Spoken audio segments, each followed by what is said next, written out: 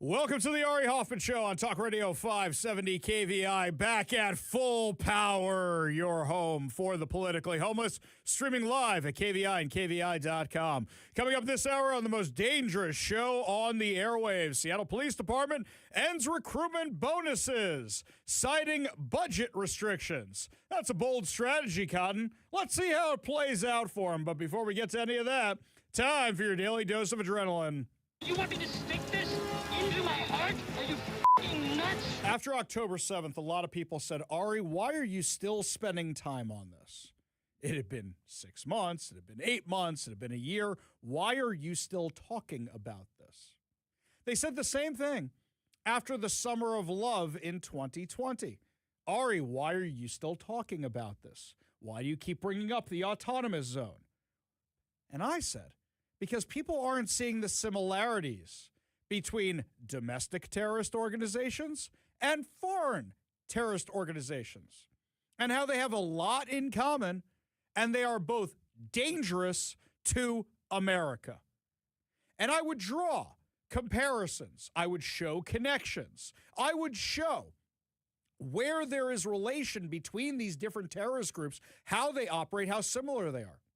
You might remember when there was that big roundtable with our friends like Brandy Cruz and Jonathan Cho, Savannah Hernandez, Andy No, Jack Posobiec, who all went to the White House to talk about Antifa.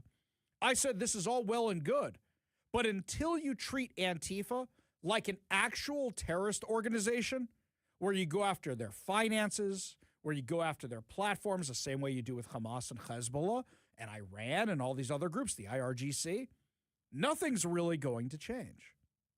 Well, it looks like that's exactly what the Trump administration is doing, and showcasing that, yes, there were connections between these organizations. Fox News exclusively reported this morning that they got a hold of a State Department memo which showed an international technology collective, now under a U.S. global terrorism designation, provided services to overseas terrorist groups and violent far-left agitators causing chaos in American cities. Quote from Secretary of State Marco Rubio. Far-left terrorism poses a profound threat to the United States and the broader West. Today, the United States sanctioned Autistici Inventati, a major far-left tech collective whose services are used by the most active and violent Antifa cells in the U.S. and across the world. This company, which is called AI Collective by the State Department, is an Italy-based group that builds highly sophisticated digital infrastructure used by violent left-wing organizations in the U.S. and Europe, along with Islamic terrorist groups. Now, here's the first question you have to have. So, you guys couldn't use Salesforce? you guys couldn't use any Microsoft product? You guys couldn't use any technology that was available commercially? Of course not. Because if you're doing illegal things, you don't want to get caught. And there are reporting structures in place in a lot of these American tech companies. This is how they catch child predators all the time. This is how they catch people doing bad things online. There are safeguards built in. If you have to go to the Italian-based platform and you can't use the American ones to coordinate what you're doing, you're not exactly just a protester group, are you now? Protester groups can coordinate if they're just showing up to actually protest. But this is not mostly peaceful. These are the fiery but mostly peaceful people. You remember that insanity? Fiery but mostly peaceful? Let's burn down some cities. What exactly were these guys doing? The collective services include encrypted chats and email. What, Signal didn't work for you? WhatsApp didn't work for you? You guys couldn't use any of those platforms? Web hosting, secure video conferencing, streaming, anonymity shields. Now, if you need all that kind of stuff, odds are you're up to no good. I get privacy. I get why people don't want people listening in on their conversations. But if you're planning terrorist activity, it seems like you definitely don't want the U.S. government listening in on what you're doing. According to the State Department memo, these tools are specifically designed to support the operations of far-left terrorist networks, built to enable them to organize, recruit, communicate, disseminate propaganda, share target information and tactics, and carry out violent attacks, all while remaining anonymous, untraceable, and beyond the reach of the law. AI Collective has officially been deemed a specially designated global terrorist organization.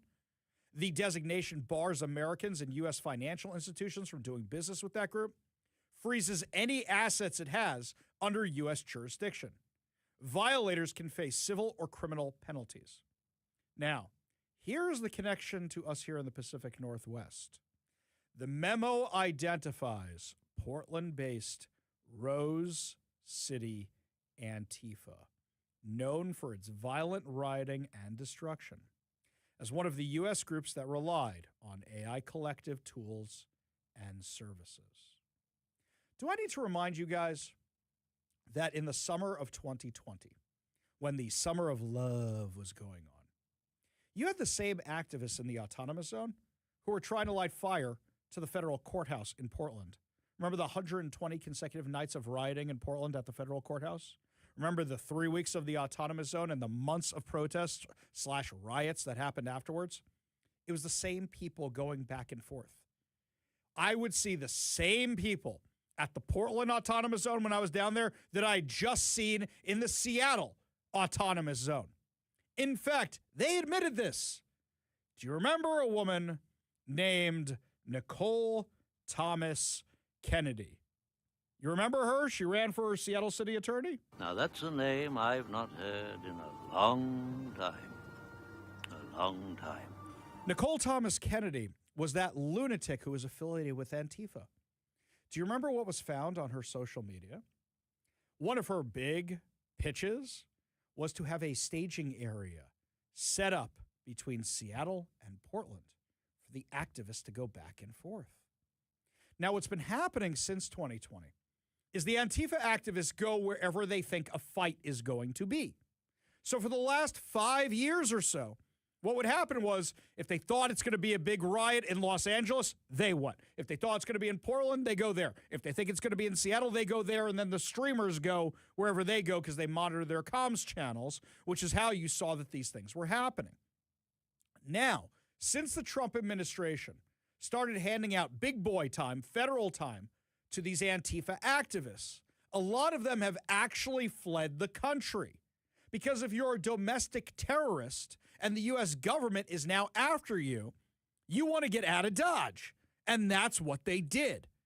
You notice you haven't heard as much out of the Portland Antifa types as we used to. I know there was that whole brouhaha at the immigration facility down there, but then the winter came, then the spring, summer, and it's been relatively quiet down there.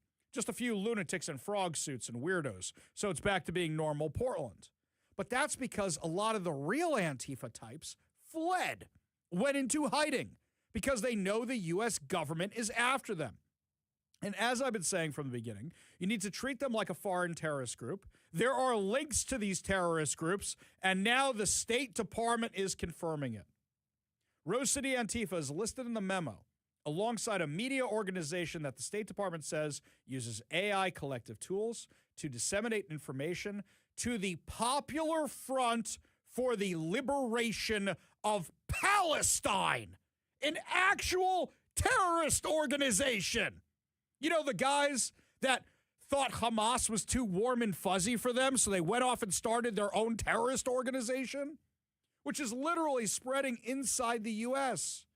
As if that wasn't enough, there's also ties to Hamas, the IRGC, that's the Islamic Revolutionary Guard Corps, that's Iran, Hezbollah, and other Muslim terrorist groups. The memo also accuses the militant abortion rights group Jane's Revenge, which declared open season on pro-life organizations and threatened escalating attacks after the leaked Supreme Court draft signaled Roe v. Wade would be overturned, of using these services. Jane's Revenge are the ones who are lighting fire to pro-life organizations and certain candidates, Republican candidates they didn't like. The State Department memo says the collective provides its services exclusively to left-wing extremists. Oh, we couldn't sell these guys some pagers, Israel? Come on, guys. You guys couldn't convince them of that? They only do it to left-wing extremists, screening users for ideological alignment before allowing them to access its tools because they don't want anybody to sell them out. The collective claims to host roughly 16,000 mailboxes, 1,500 websites, 5,500 mailing lists, and 10,000 blogs on custom-built platforms. You know, it'll be interesting to watch, Kevin. How many of the sites we know around here go dark now? How many of them, as of today, go dark? I'm going to go start doing some Googling tonight because I've actually noticed that a few of the Hamasniks types and a few of the Antifa types, a lot of their platforms haven't been as active as they usually are. They haven't been mobilizing as much as they usually have, and I wonder if it's because of this. The State Department says militants frequently use those services to disseminate target information, tactical manuals, and techniques and communiques about recent attacks. The memo stressed that while the infrastructure is overseas, it supports domestic far-left groups that for years have wreaked havoc in the U.S., mostly under the label of Antifa or anti-fascism. You mean all those lunatics rioting against ICE last summer? You mean the entire summer of love? You mean everything that's happened since then? Rubio wrote, "There will be no refuge for violent extremists who wage war on our civilization, plot to undermine law and order, destroy critical infrastructure, assault political opponents, or conspire to conceal their crimes from authorities. We will use all the tools and authorities at our disposal to fight terrorism, protect our way of life from terrorist coercion." The memo cites several examples of violent or terrorist activity that the State Department says was facilitated through the AI collective technology. The memo identifies a far-left extremist media group that describes itself as a tool for militants worldwide to share essential information to be acted upon. According to the State Department, the group relies on AI collective services to publish official communiques and calls for action for U.S. designated foreign terrorist organizations. So let me give you this for a second. Remember after October 7th, I noticed that a whole bunch of the groups at UW were handing out Hamas propaganda. And I said there is a link between these guys if they're handing out the Hamas propaganda that literally came from Hamas. And somehow that stuff is ending up at the University of Washington. This might be how it was done. And something else to think about here is that the Democrats, the far left progressives, encouraged all this from 2020. And I said, you guys think they're on your side. They're not. They want the end of America. Now, mind you, these are the Democrats from even 5-6 years ago who are very different than the Democrats now, because now it seems like the majority of the Democrats, or excuse me, the people who are running as Democrats but aren't actually Democrats, want the end of America as well. So what happened? The Nancy Pelosi's, the Joe Bidens, the Kamala Harris's, the Gavin Newsoms, they all encouraged these lunatics in 2020 because they were so desperate to get rid of Trump. And what they were doing with their bail funds and everything else was releasing terrorist foot soldiers back into the U.S. to try and continue a war against the United States. The memo says Rose City Antifa relied on AI collective tools and services to organize and incite violent and criminal acts, including disseminating an online flyer urging supporters to use laser pointers against U.S. Customs and Border Protection helicopters. This is right in Portland. Those same activists were coming up here to Seattle and going back and forth. Quote, all you need is a laser. Leave home. They can see where the laser is coming from. Go to a park, a field, or some other public space. Once the clock strikes 9, unleash your beam at the copter. Mask up. Coordinate with friends to throw a laser party. Let's take back the night together. It won't take many of us to ground the helicopters. That's what they were sharing. The memo says at least one man answered the call to action. Federal records show he later pleaded guilty to aiming a laser at a CBP helicopter, forcing the aircraft to abort its planned landing. Can you imagine one of those things crashed? The memo says Rose City Antifa also used AI collective tools to disseminate personal information about U.S. immigration and customs enforcement personnel, and calls for targeted attacks against ICE agents in their home and in public. Jane's Revenge used AI collective tools to publish official communiques and claims of responsibility for violent criminal acts and to incite copycat attacks. I always wondered where their claims of responsibility were coming from. Now we know. They weren't just posting them on social media. Notably, Jane's Revenge claimed responsibility for the May 2022 firebombing of a crisis pregnancy center in Madison, Wisconsin. The following day, a message appeared on a blog affiliated with the group. Quote, "This was only a warning. We demand the disbanding of all anti-choice establishments, fake clinics, violent anti-choice groups within the next 30 days." So you say they're violent, but you lit the place on fire and are demanding they disband. This is not mere difference of opinion, as some have framed it. We are literally fighting for our lives. We will not sit while we are killed and forced into servitude. We have run thin on patience, mercy for those who seek to strip us of what little autonomy we have left.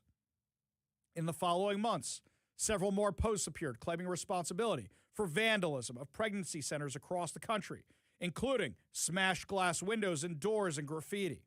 The State Department memo says the 4 members of the group were later federally charged for conspiracy against rights through threats of force and intimidation. The memo also refers to the far-left extremists in Atlanta. You remember these guys? The ones who were trying to prevent the construction of a law enforcement training center. U.S. Treasury Secretary Scott Bessent said far-left extremists, their fronts, and their enablers should be put on notice. We will bring the full weight of our economic tools to bear. Political terrorism has no place in our society. We will continue to cut off the financial lifelines of these groups until they are eliminated.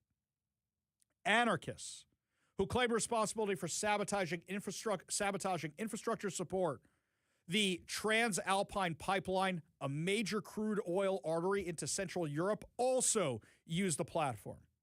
You might remember that going back to 2020, 2021, and 2022, a whole bunch of these activist organizations, these Antifa types, were trying to derail trains going between here and British Columbia. They indicted multiple people. A bunch of them are sitting in jail right now, and I wonder if they were coordinating through this platform as well. I hate that I was right about this, but it shows how the left has been emboldening actual terrorist organizations, thinking it will help them win elections. And at the time, what were they doing? Just helping terrorists. Bail funds to release rioters and Antifa militants, doing whatever they could to not prosecute them, to defund police departments. Why do you think the Antifa types were advocating for defunding police departments? Why do you think they're now advocating for defunding the Border Patrol and ICE and all these other federal agencies? Because if you don't have the federal agencies, they don't get busted in something like this. The tactics between Antifa, Hamas, Hezbollah, they're all the same. They're all multiple pieces of a multi-headed hydra. And I've been saying this for literally years. Now the State Department has confirmed it. There is no difference between the domestic terrorist organizations and the foreign terrorist organizations. And they're operating right here in our own backyard of Seattle, Washington. I hope the federal government comes down on them with the weight. But now you got to think about these politicians who are so dumb to just go ahead and embolden this. Some of them are pure evil. Some of them are actually evil and believe in the cause and we're going along with it.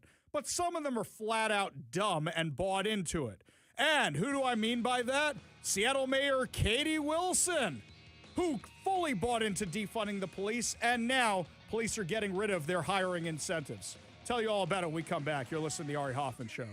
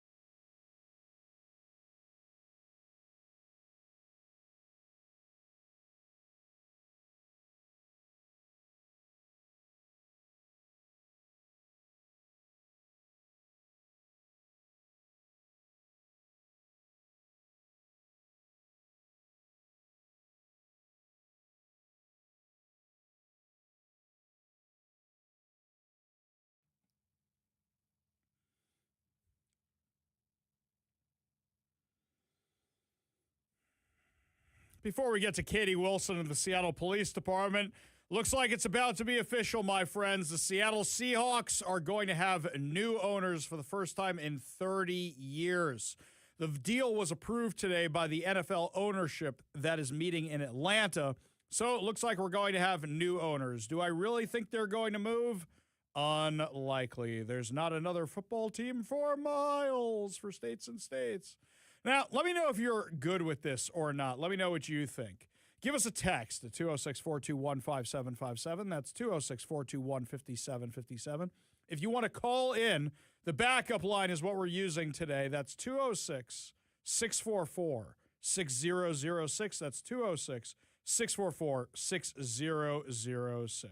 Yesterday, Seattle Socialist Mayor Katie Wilson launched a national search for the city's next police chief. Okay, why are we doing a national search? I'm very, very curious. I think at this point, after having all the people from Chicago who work in the police force and the Midwest, how about we just get somebody who lives here already? How about we just promote from within? Let's go talk to Mike Solon. Maybe let's have him do it. No, but seriously, why aren't we promoting from within? Sean Barnes looks like stacked his entire command staff with his buddies from the Midwest. How about we just hire some local or promote some local talent? Why are we going national for this? We don't have enough problems with how long it takes for somebody to actually move here, if they even do end up moving here. But my favorite part of this was she said she wants a leader who recognizes that public safety starts with public trust. Interesting choice of words for a mayor who more than 60% of Seattle voters now view unfavorably.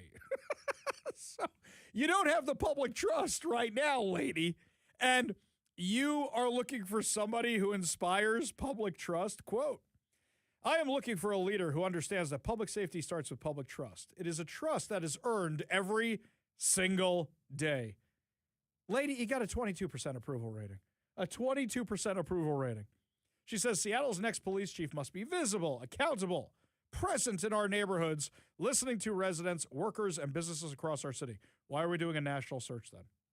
You know how many brownie points you would pick up if you said you were doing it from within? Now, mind you, are there some candidates that I know? Some of our police officer friends are looking at the radio right now and screaming at it, going, Ari, do you know who they could pick? There's this lefty person in command staff who's buddy with Katie Wilson, and if she promotes that person, we're all leaving. I know. I'm advocating for one of you.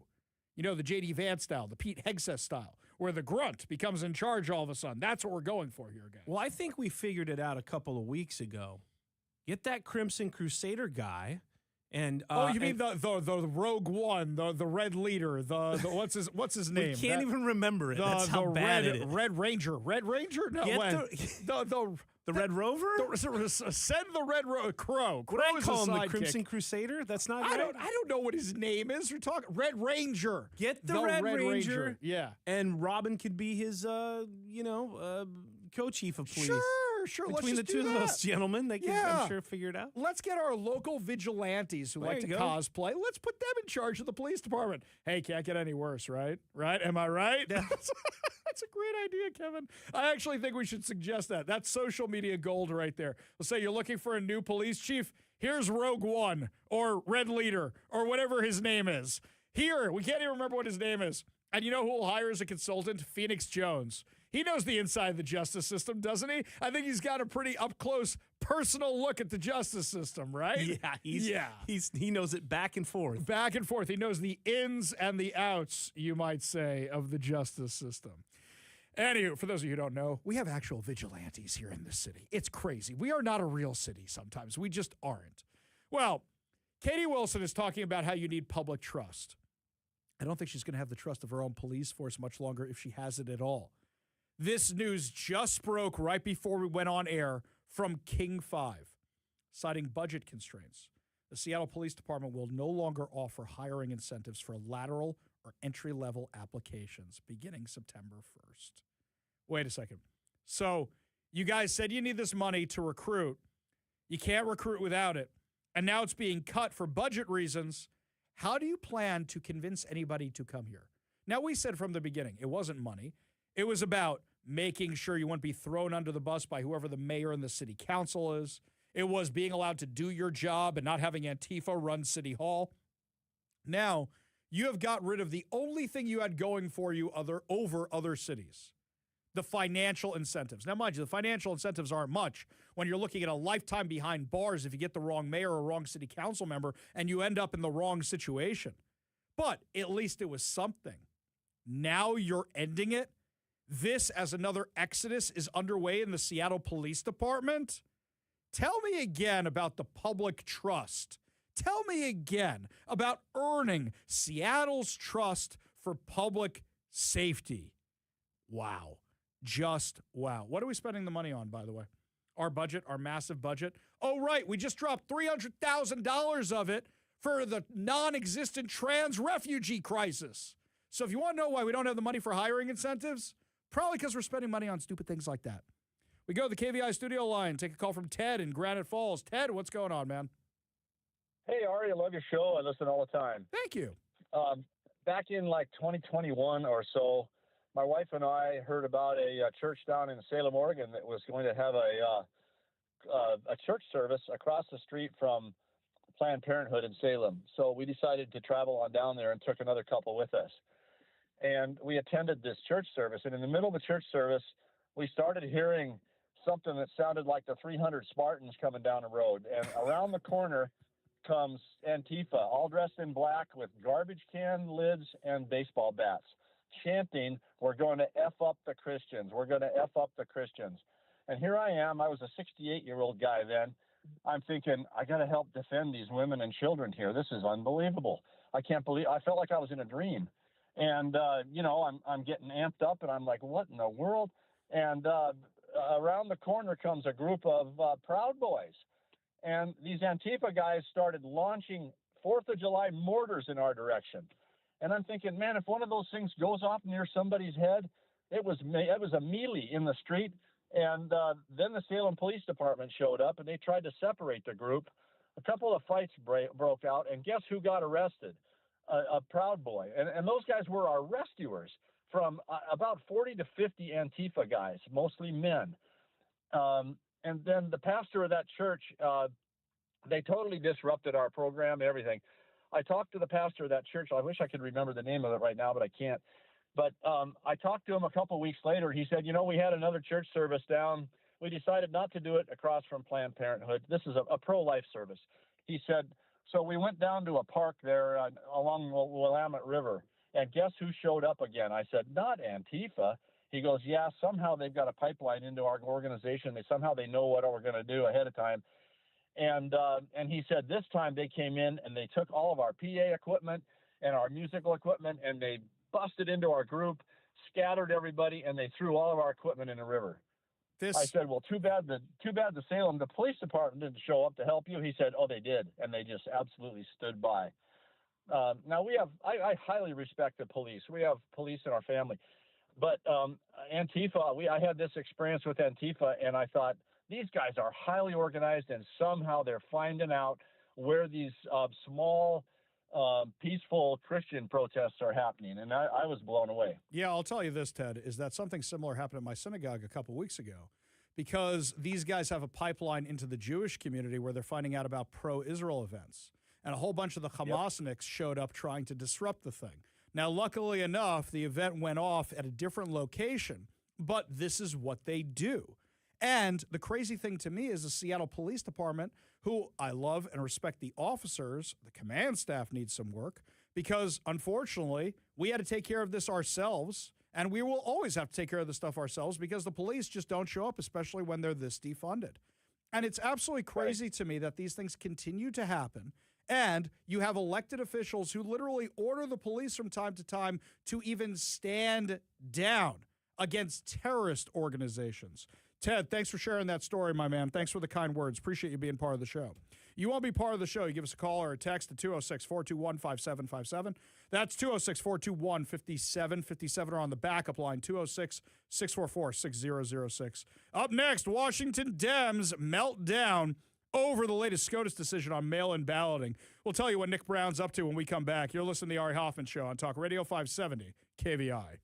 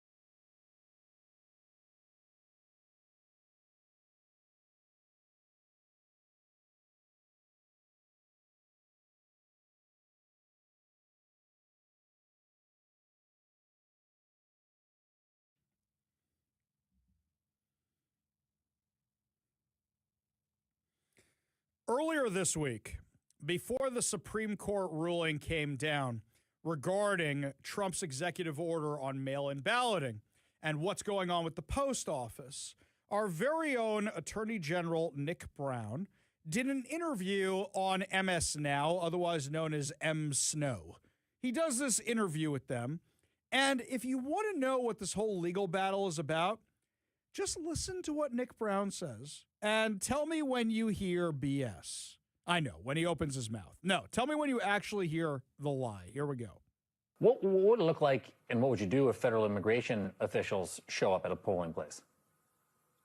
Well, it would depend on the basis by which they're asserting that authority. The president has the ability to activate ICE for certain purposes, but the laws make it pretty clear that you can't send armed officers to polling locations for any real purpose unless there's some actual law enforcement response that is necessary.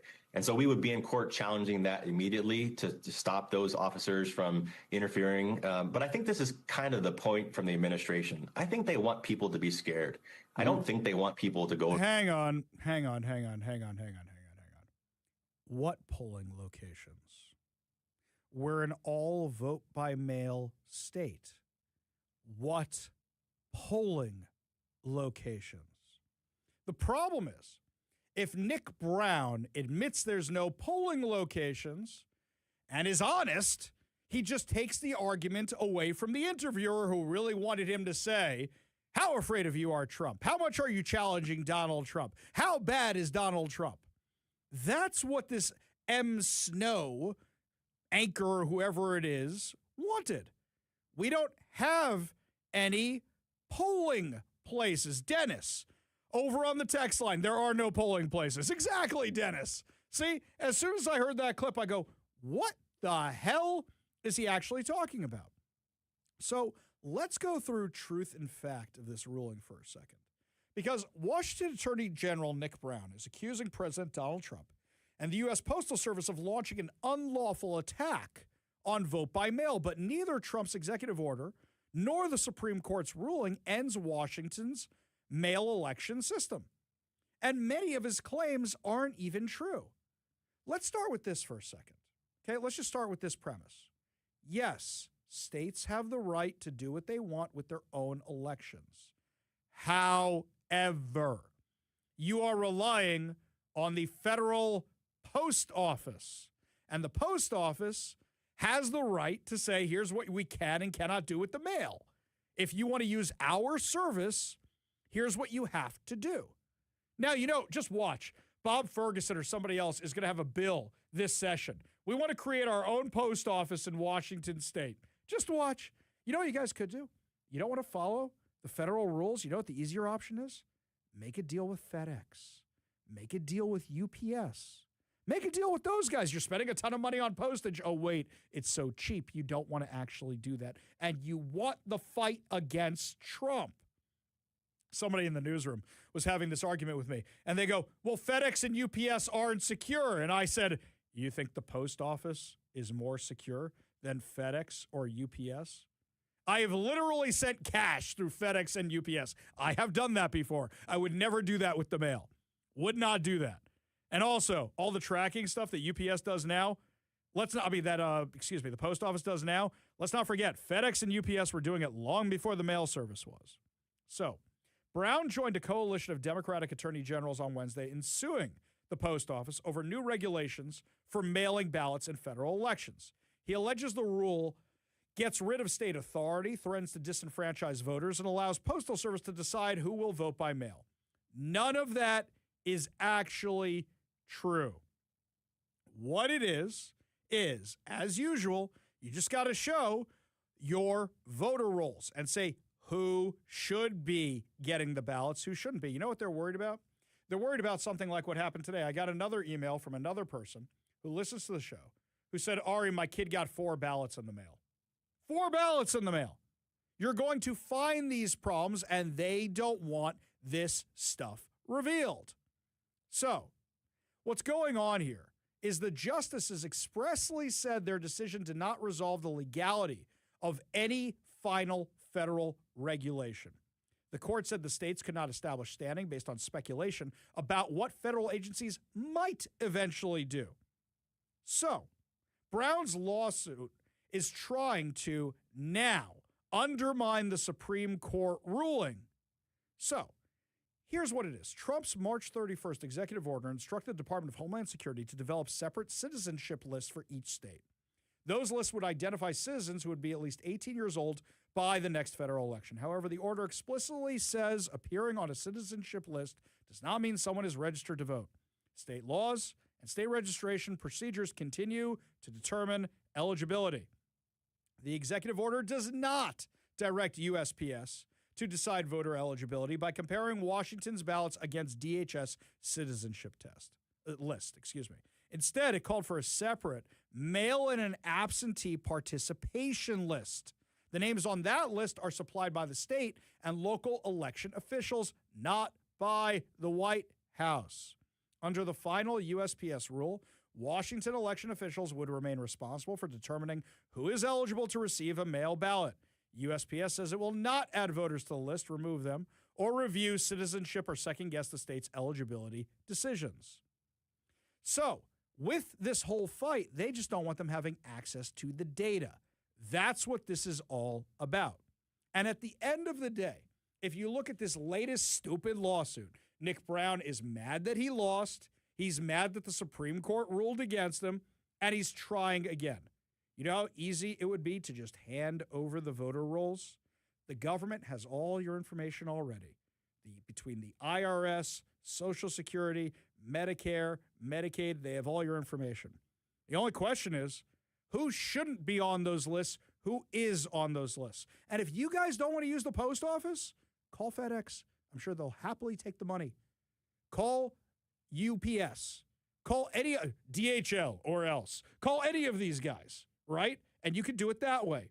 If you don't want to play Trump's game, go through a different delivery agency, which are more secure than the post office. Guarantee it.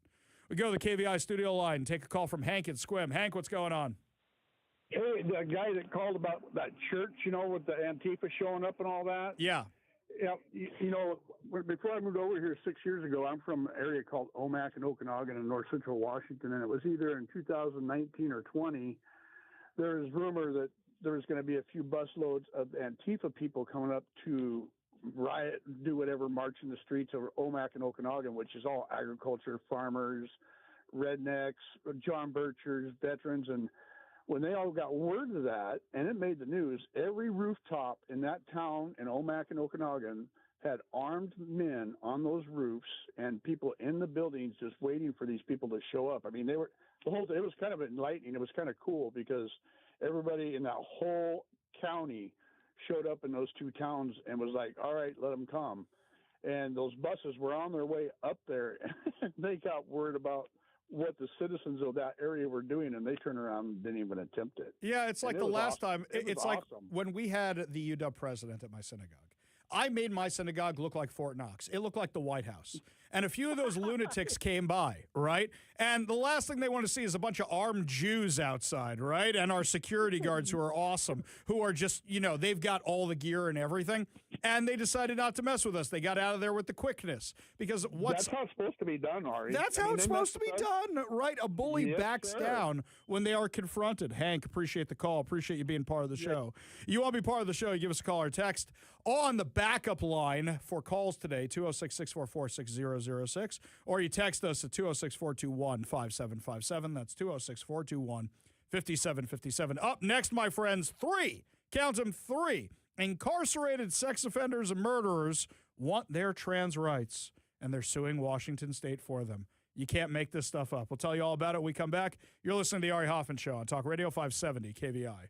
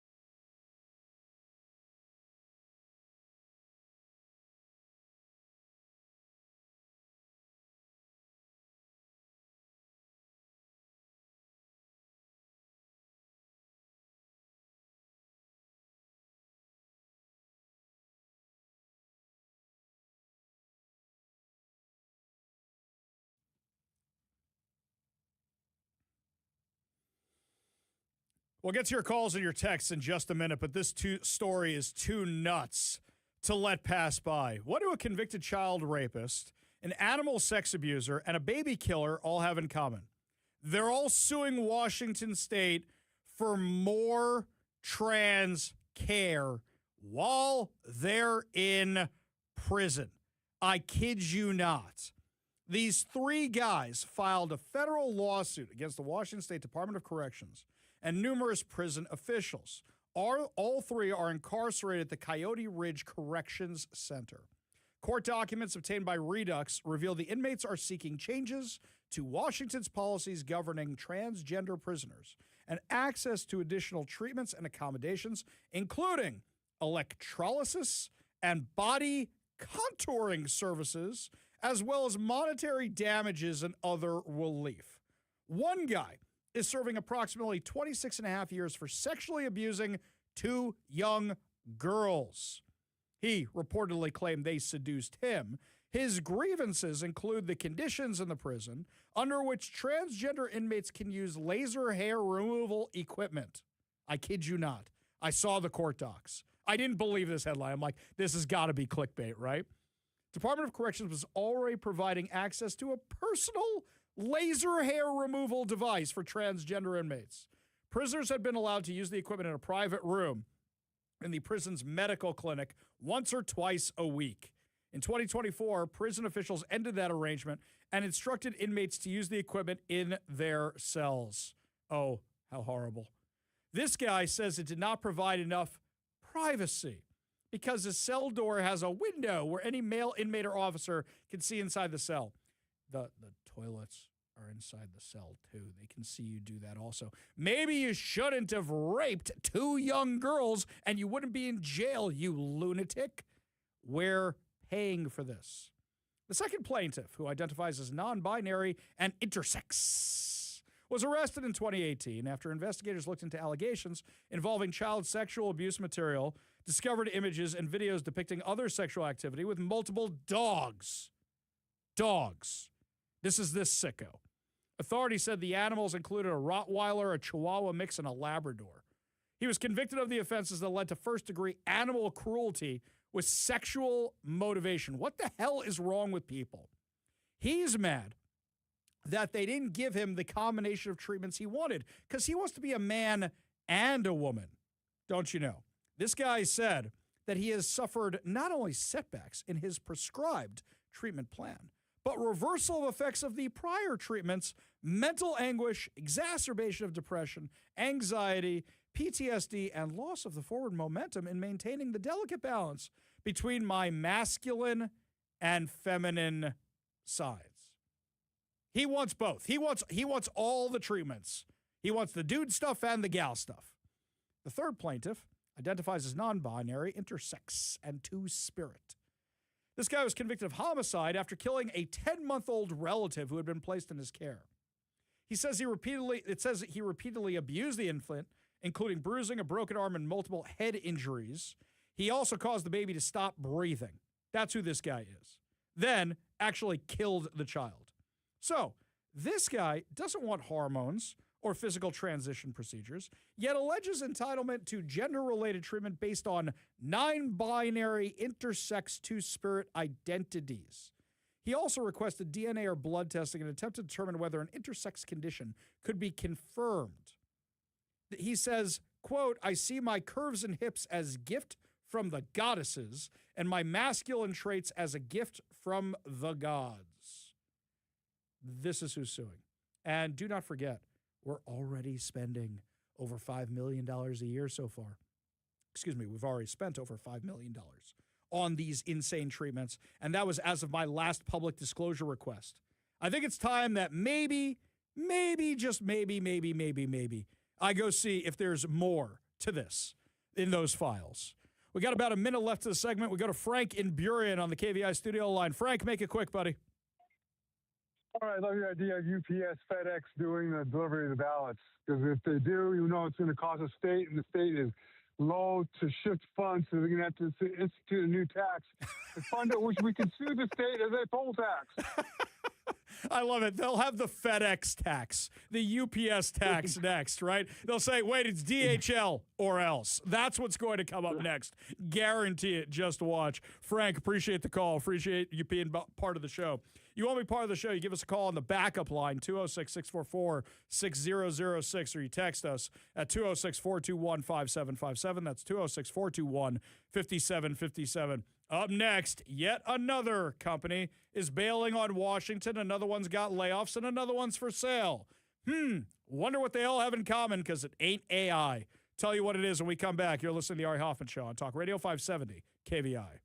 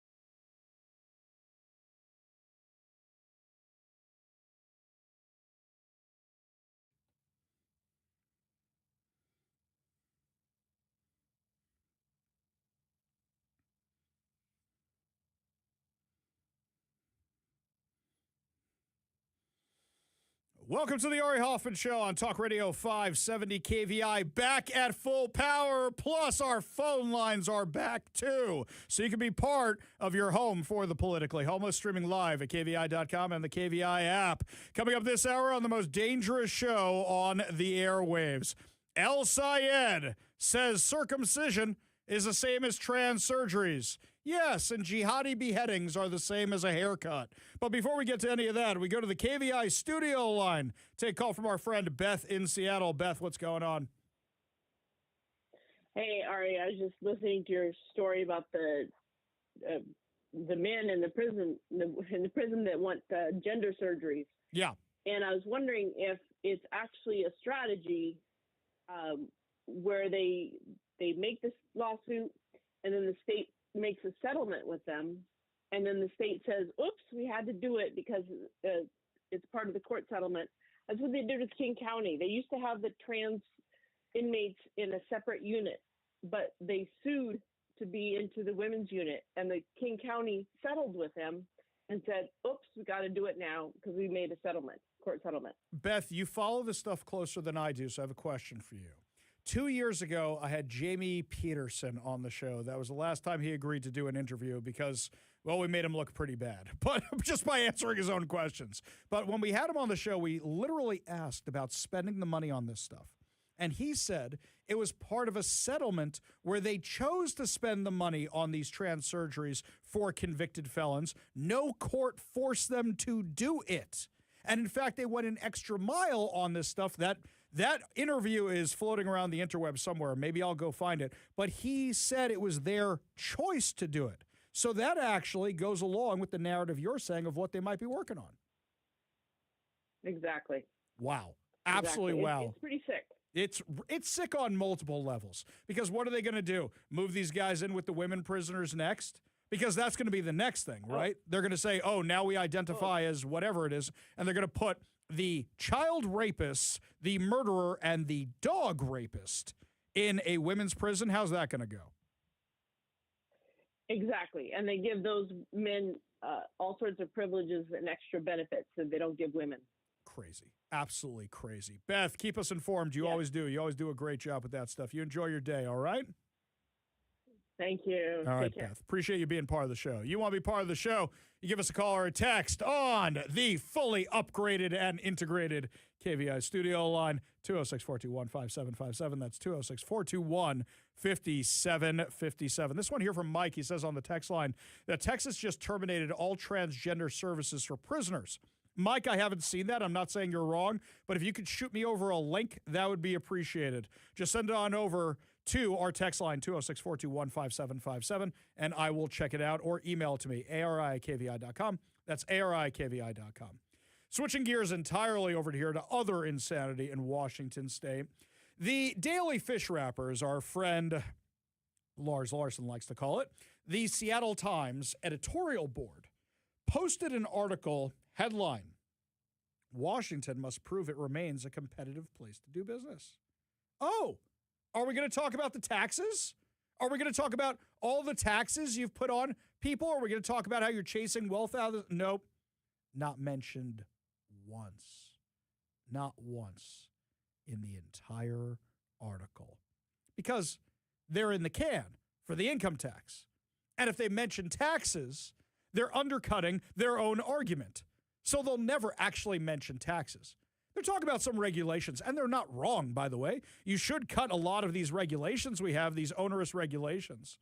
Kevin, what's the travel guy's name who's supporting the income tax now? The guy I never heard of before in my life until this thing came up. What's his face? Rick Steves. Rick Steves. So I don't know if you saw the announcement today. Apparently he bought a movie theater. Rick Steves bought a movie theater. Oh, really? Yeah, bought a movie theater. Lovely. Good on him. Where? And do you know where we're at? Was it Edmonds? The Edmonds Theater or something like that? Okay. He bought the Edmonds Theater. Now, for me, now Rick Steves gets to see what it's like to be a business owner with all the regulations. Oh, fire code, ADA, you name it, everything you're going to get hit with, and all the business taxes and everything else. And maybe you'll see why Edmonds Theater needed to sell in the first place. I just hope if I ever go down there, it's not one of those hoity-toity theaters that has like the special popcorn. It's like, Just give me regular popcorn, Mm-hmm. even like the orange stuff I used to get at Ernst hardware stores here when I was a kid. You Yeah. would know that, but I wouldn't know that, but I know what you're talking used to about. get I know free the popcorn when I you know the walked in. kind Yeah. you're talking about. I know how to make that stuff, by the way. If you want that Oh, stuff, I know what it is. I can make it for you. I if know you the want. secret. Okay. I know the secret. But you know, these fancy pants places where they've got like what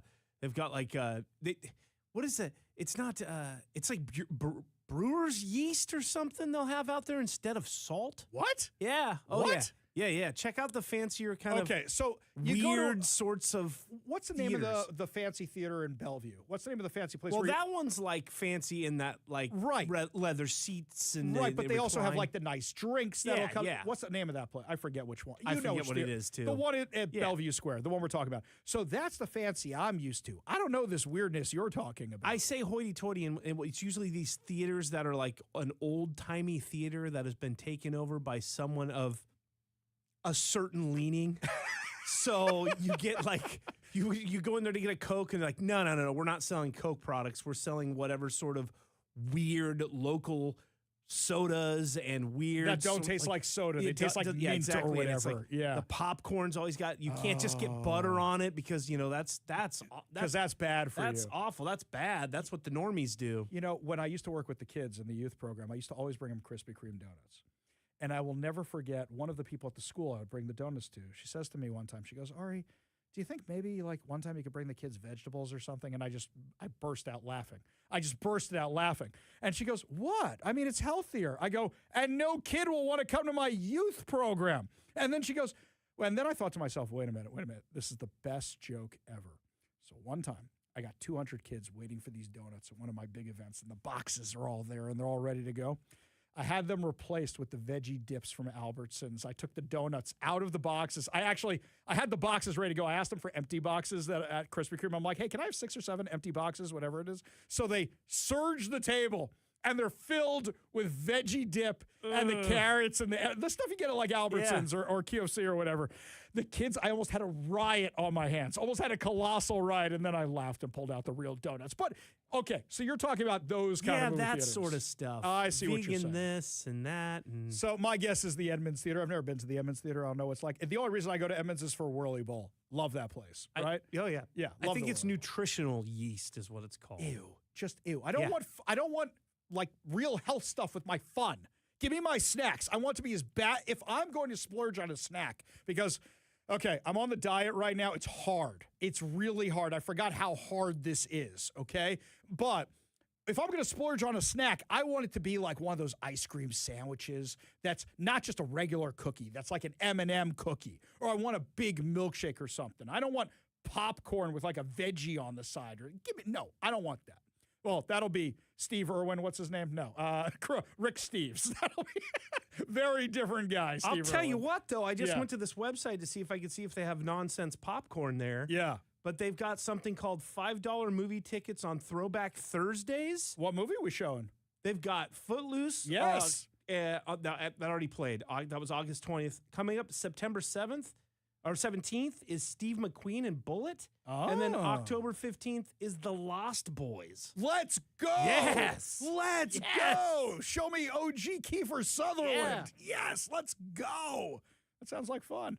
Now All you right. watch old Rick Steves is going to take over, and it's going to be like documentaries. Yeah, it's the life of an octopus. Yeah. Things like that. Yeah, the secret life of water or whatever. My it was. travels in Europe. Yeah, it'll just be him showing his slideshows. There you That's what go, it'll be. there It'll just you be go. you have to sit there with Rick Steves and his slideshows of his travel around Europe. Anywho, so businesses are finding it harder and harder to operate around here. Rick Steves is about to get a taste of that, and the Seattle Times won't mention the taxes at all. Won't mention it. Now, today, I got a notice from the Washington State Employment Security Department that T-Mobile is permanently laying off another 77 workers. And what I find fascinating about this announcement, usually it's at the corporate headquarters in Bellevue. This one says it's for Seattle, Bellingham, Bothell, Vancouver, Bellevue, Kennewick, Tacoma, and Yakima. I haven't gotten the information back yet, but to me, that sounds like the stores. That sounds like the stores are laying off people. They're laying off the corporate people. They're laying off the store people. Maybe you're laying off the store people because there's not as many people buying the phones anymore because of the amount of people that are leaving. But regardless, maybe those are the people that have been there forever. Maybe those are the people that are earning high salaries. Maybe those are the store managers. Or maybe they're laying off 1 or 2 employees at each of these stores just because times are tough. And most of the layoffs are actually at the headquarters. We don't know the details of that. We'll check it out. But this is not AI-based. You want to know how I know this? Tyson Foods announced that it is trying to sell its location here. It's trying to get rid of its location here. The only reason you would consolidate and sell a location is it's cheaper to operate elsewhere. Tyson Foods' closure of 2 facilities and plan to sell its beef plant near Pasco has left the cattle industry reeling, according to the Tri-City Herald. Cattle farmers and feeders alike are expecting to feel the ripples as one of the beef industry's giants continues downsizing. Jack Fields, executive director of the Washington Cattle Feeders Association, is glad the Pasco, Washington plant wasn't shuttered along with Tyson's Jocelyn, Illinois beef facility and Eagle Mountain, Utah case-ready facility. Quote, I think the good news is the plant's been put up for sale and it's not closed. I do think that even the announcement of the sale certainly is going to create a shadow of uncertainty when you look at the markets. Why would Tyson Foods leave the market? Why would Tyson Foods want to be out of here? Now, mind you, got another problem, too. If now Tyson has to ship the stuff here to Washington, it gets more expensive. And if Tyson Foods is not doing the same volume, or if whoever buys this thing isn't doing the same volume, that means it hurts our farmers more. One of the industries that's been hit hardest by the Democrats. I think we're last in the nation in so many metrics for farming because of the Democrats' insane policies. And they're all about the workers and the farmers and the farmers markets. Yeah, you're putting them all out of business, one step at a time. The plant historically employed around 1,400 workers, many commuting from Tri-Cities. In a press release, Tyson cited the ongoing cattle shortage, which Fields says is a 75-year record low. This is in part due to new import restrictions in cases of New World screwworm in Texas and New Mexico farms, as well as droughts in grazing areas. So now you've got all this going on, all this affecting stuff, and now they might be out of here too. Anybody can see what is happening. Between the regulations, between the taxes, it doesn't pay to do business in Washington state. Well, now, according to Fox 13, Mark Elster, who's the owner of Seattle-based firm of architects, says as Washington lawmakers push forward with the quote-unquote millionaires tax, which we all know is an income tax, he and others are drafting a formal letter to Governor Ferguson. Their message is that the mere anticipation of the tax is creating an economic chill, driving high net worth clients to pull the plug on major projects before they even break ground. How many projects have we talked about which are like this? If the tax survives the ballot this November, the 9.9% tax on any household or individual making more than $1 million will start collecting in 2029. But we know that in the next session, if this thing survives in November, what are the Democrats going to do first? Lower the threshold. And then lower it again and lower it again so that everybody is paying the income tax. And one day, a whole bunch of people are going to say, wait a minute. Why is my income? Who's this Washington guy? And why is he taking all my money out of my paycheck? Just like that FICA guy. Why is he taking all my money? Oh, wait, it's because of the income tax? It's like the people who said, why are my gas prices so high?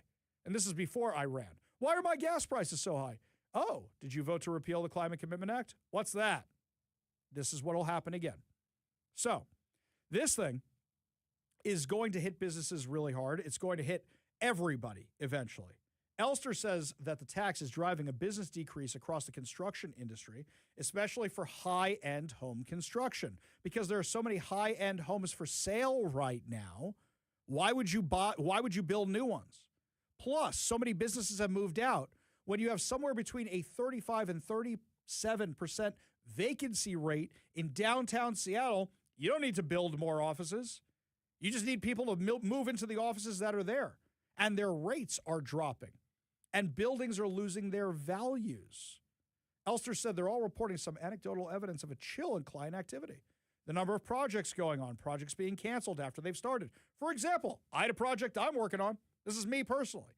I had a project I was working on. As soon as this thing came about, my investor goes, nope, sorry. Nope, we're out of here. We're not investing in Washington anymore. This is the kind of stuff that is happening all over the place. I don't do as much of the real estate stuff as I used to. I don't do as much of the development as I used to do. But even the deals that I have right now, which are very, very few, are getting canceled because of the income tax. This guy says his revenue has declined by over 50% in a matter of months. He's a high-end architect. And if none of the high-end people are building houses anymore, you don't need a high-end architect. He says he wants to raise public awareness to the direct impact, especially on other businesses and average workers, saying that the people impacted in various fields tied to construction are not millionaires. How about this? I've been doing a lot of work with the planning department recently, trying to get stuff at the synagogue rebuilt. If people aren't building as much anymore, they don't need as many people in the city positions. They don't need as many inspectors. They don't need as many people reviewing plans. I know it's government, so they'll probably keep more people on longer than they should. But eventually they're going to say, these people aren't doing anything all day. So all these businesses are being affected. Here, let me pick one for you.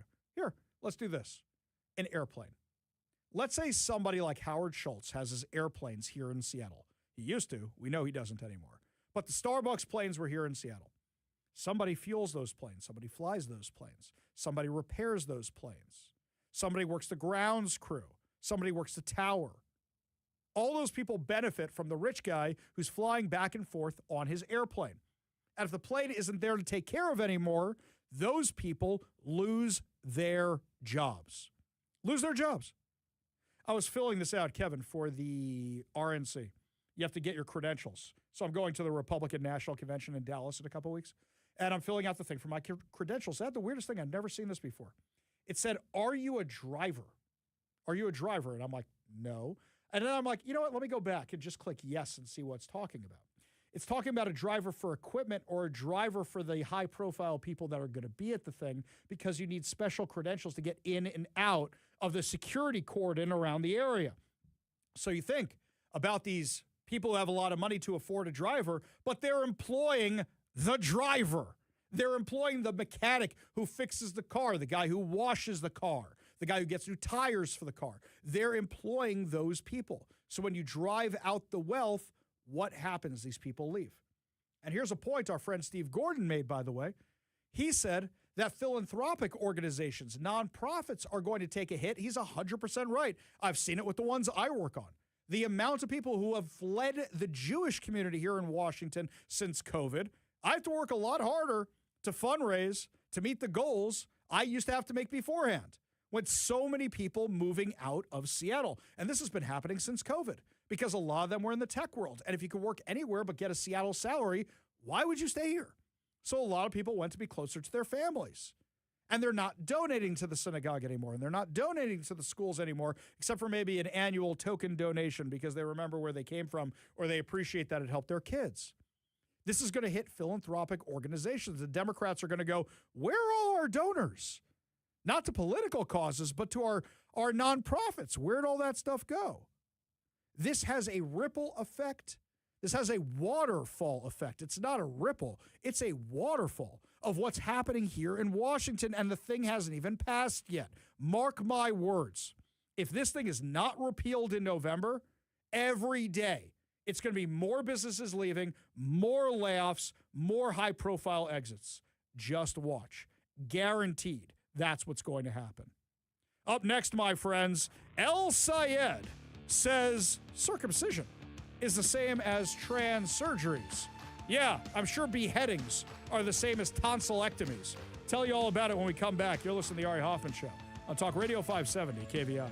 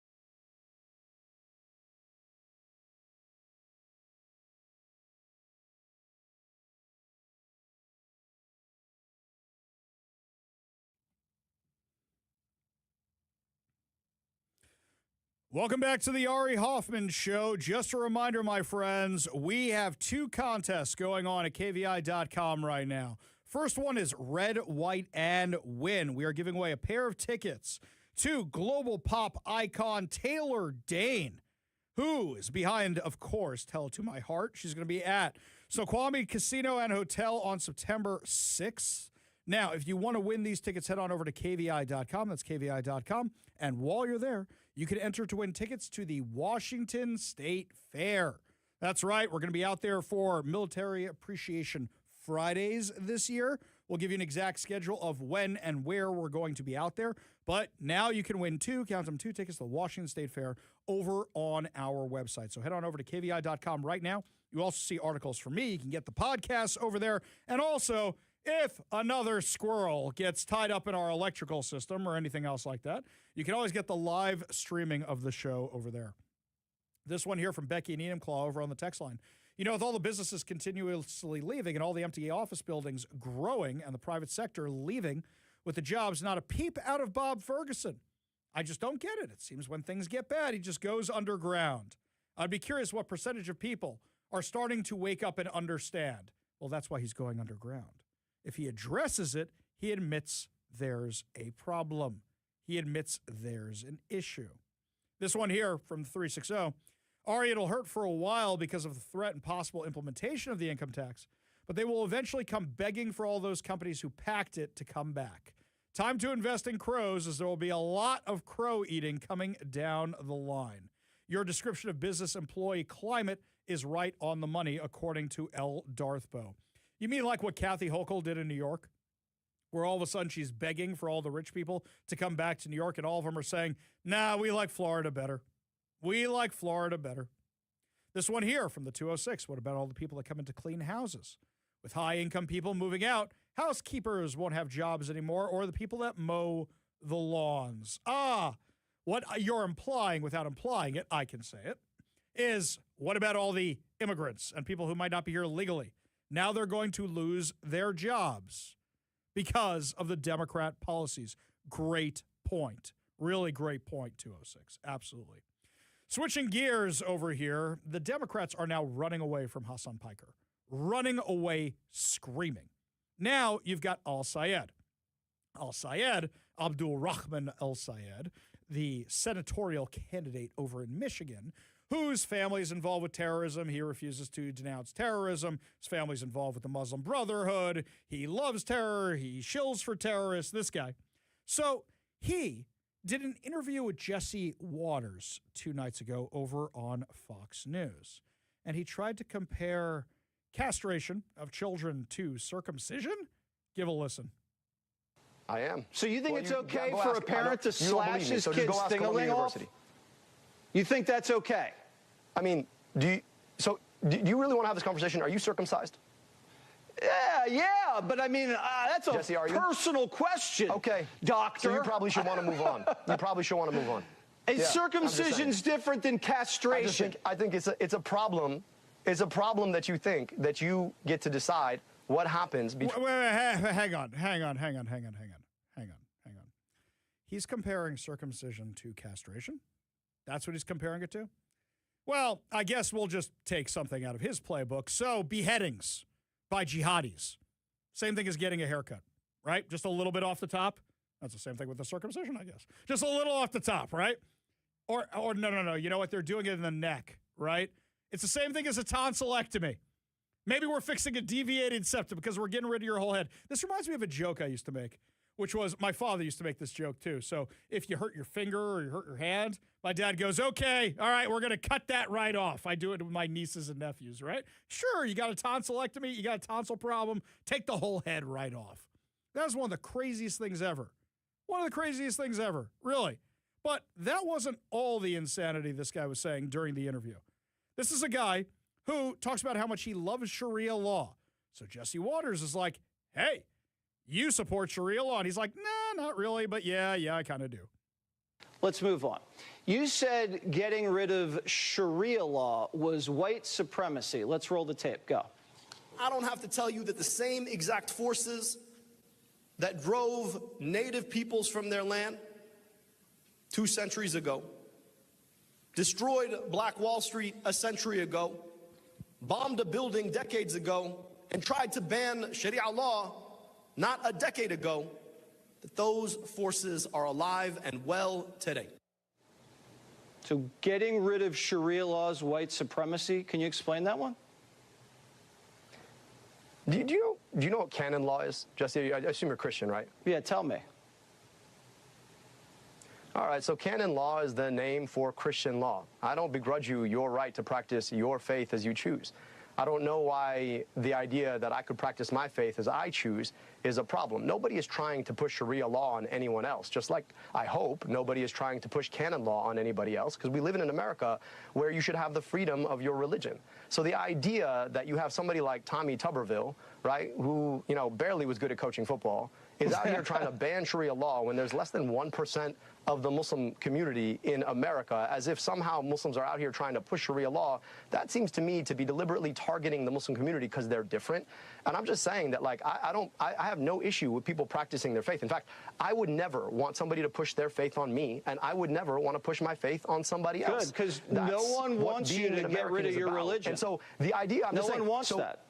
So, but when people preemptively go out there and start preemptively passing laws to ban something that's not happening, what you're trying to do is target a very small community because they're different. And this operates. I mean, look, I'm just going to say, there's statistical evidence that the president and the vice president Michigan's kind of scary. Yeah, it is. Look at the UK if you want a preview of what could happen. No-go zones. Let's also look. If you know, a whole bunch of these Arab countries don't allow women to drive. If a woman is out in public, she can be executed. If she's out with somebody other than her husband, she can be executed. There's no women's rights. There's none of this kind of stuff. And you're telling me that it's just a peaceful religion and all that? If you leave the religion, you can be executed under Sharia law. So this is the direction you want to go with it, and you're saying it's not happening here? Look at Dearborn, Michigan. Look what's happening in Dearborn, Michigan right now. Also, they say that the religion trumps the government rule. For those of you who say, Ari, don't you have that in Judaism? No, actually, we have a thing called Dina Malchus Dina, which means follow the laws of the land you live in.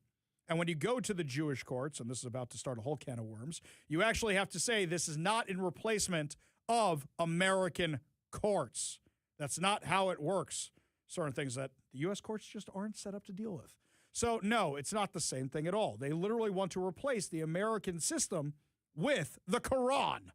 That's what they want to do, the people who hold strictly by Sharia law.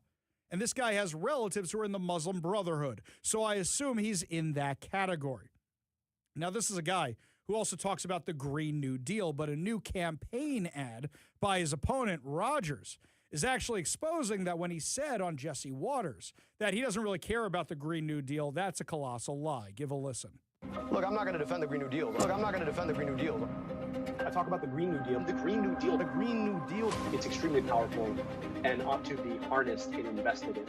It is a critical framework for thinking about how to solve climate change, infrastructure, and racism at the same time. If we want to solve the real challenge of economic instability, then the Green New Deal does that. Look, I'm not going to defend the Green New Deal. The Green New Deal posits that if we're serious about taking on climate change, we need to rethink our economy around building green infrastructure. A Green New Deal that helps us address climate change, as I think is critical. And I want you to think about what the Green New Deal is. It is an interlocking system of solutions to an interlocking system of problems. Making Detroit the engine of the Green New Deal, to me, recognizes that as Detroit goes, America goes.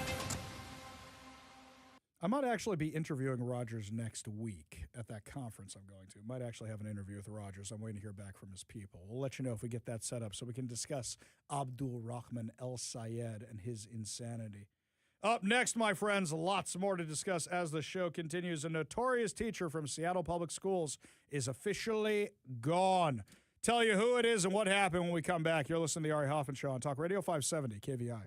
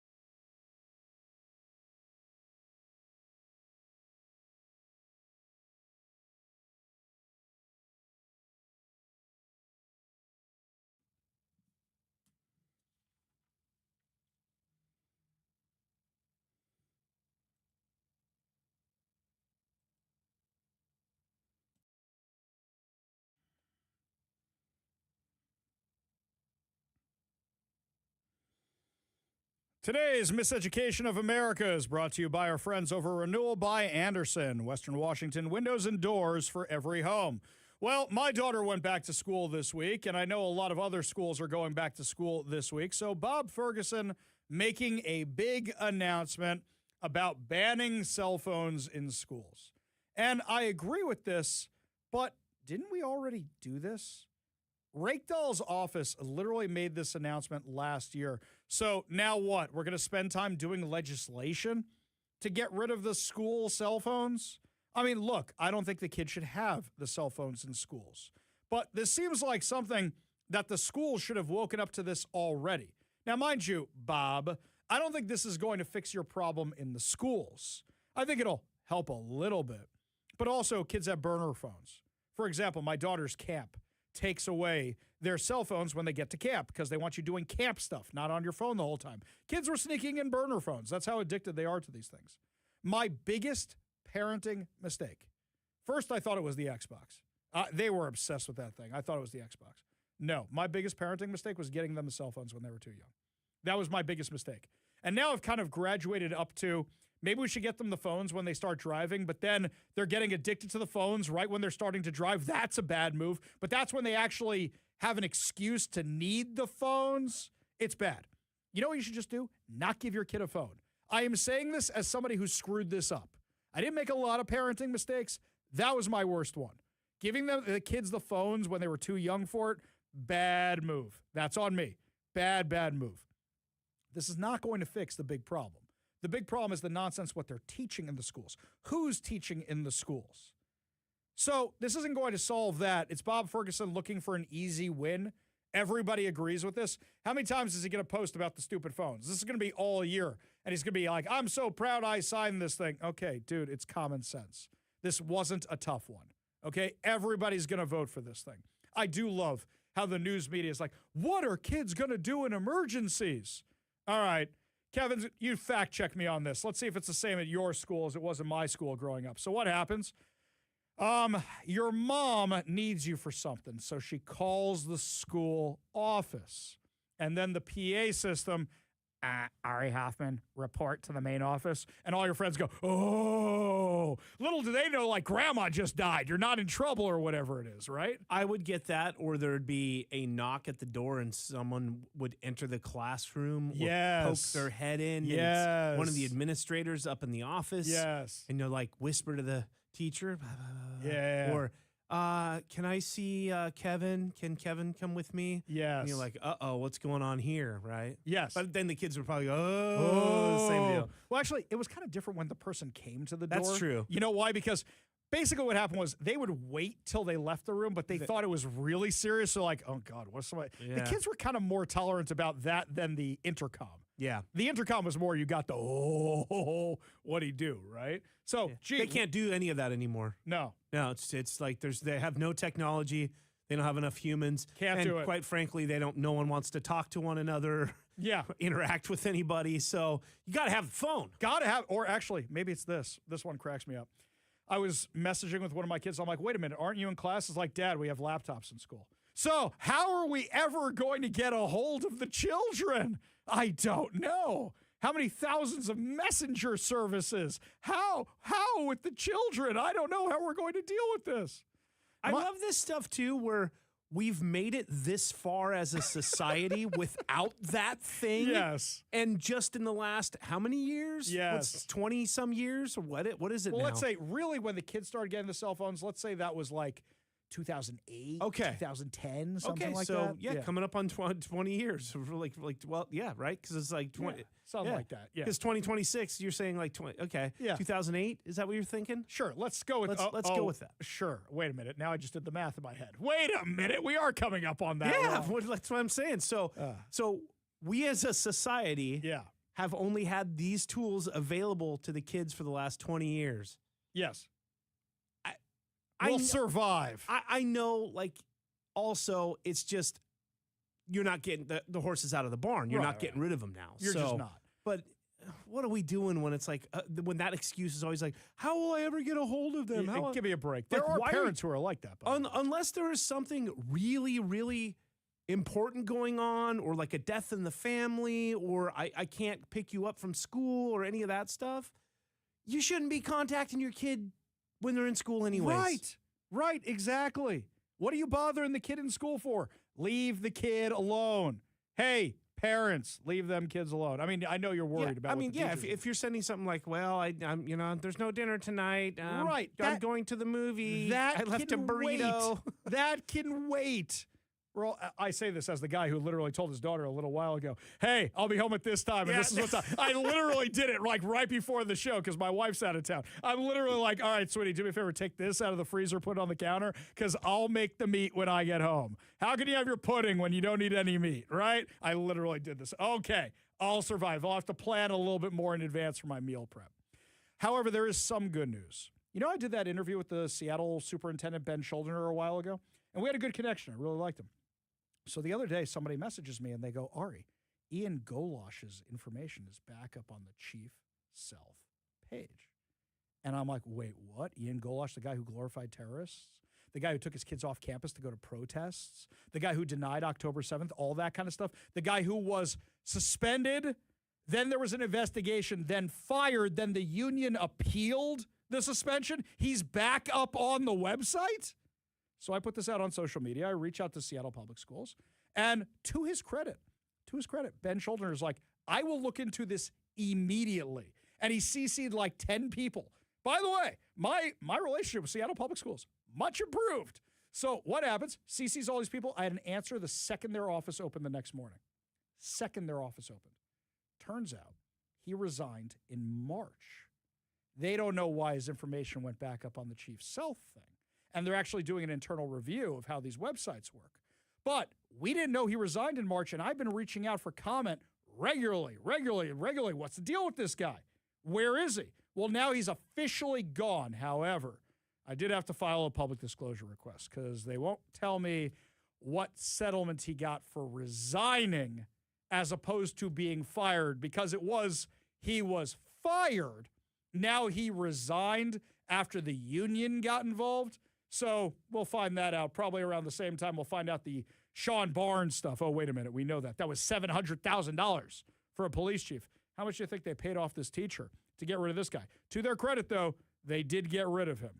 Question is, how much did he squeeze out of taxpayers on the way out the door? Up next, my friends, WNBA bans a female athlete from their stadiums. That's right. Somebody who identifies as female is now banned from the WNBA. Tell you all about it when we come back. You're listening to the Ari Hoffman Show on Talk Radio 570 KVI.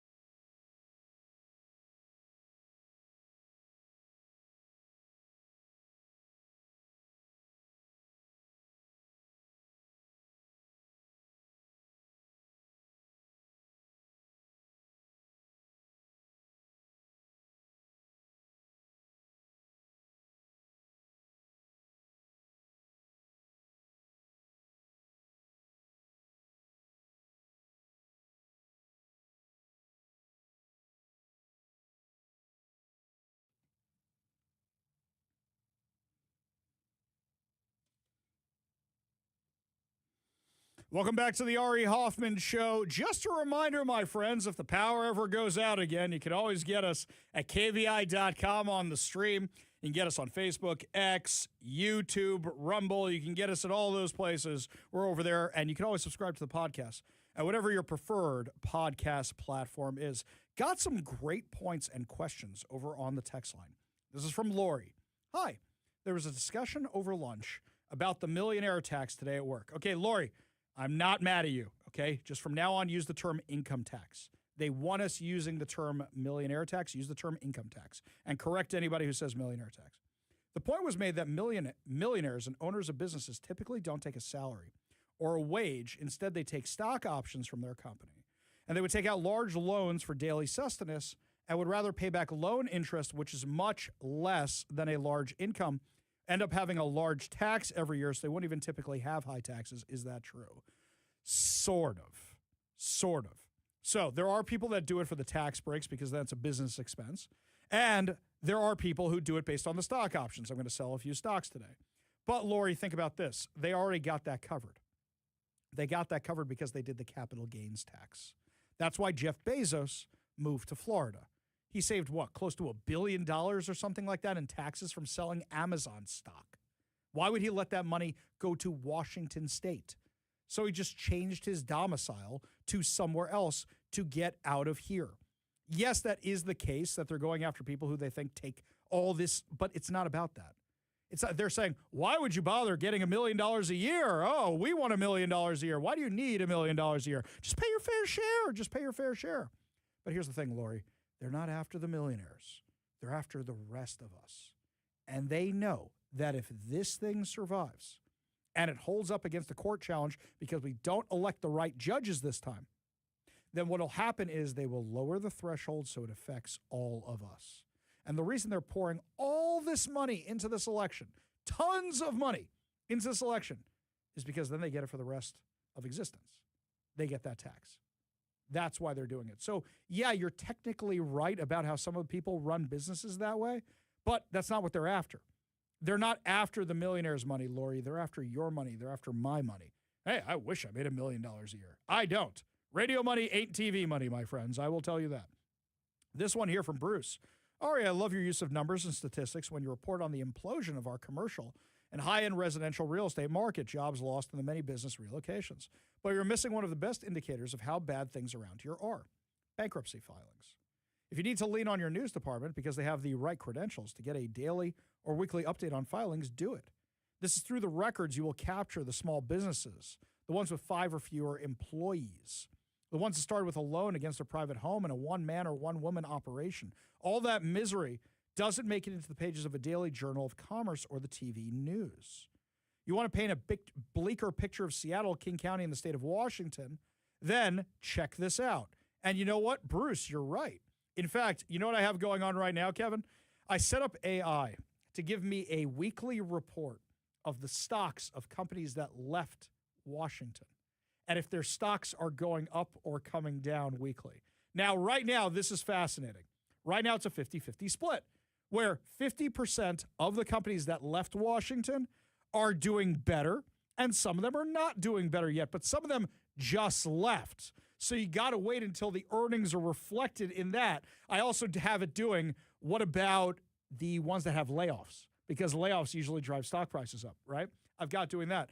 Bruce, this is interesting. I might actually do this as well. This isn't a bad idea. I might actually set it up to do bankruptcies. The problem is, how often does a state update the bankruptcies?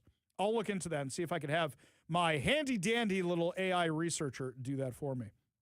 Meanwhile here, the WNBA has announced that Enes Kanter Freedom and Royce White are not eligible for the draft, claims their womanhood is a publicity stunt.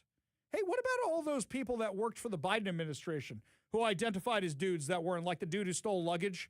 You remember that guy, the bald guy who said he was a woman and wore the dresses and stole luggage?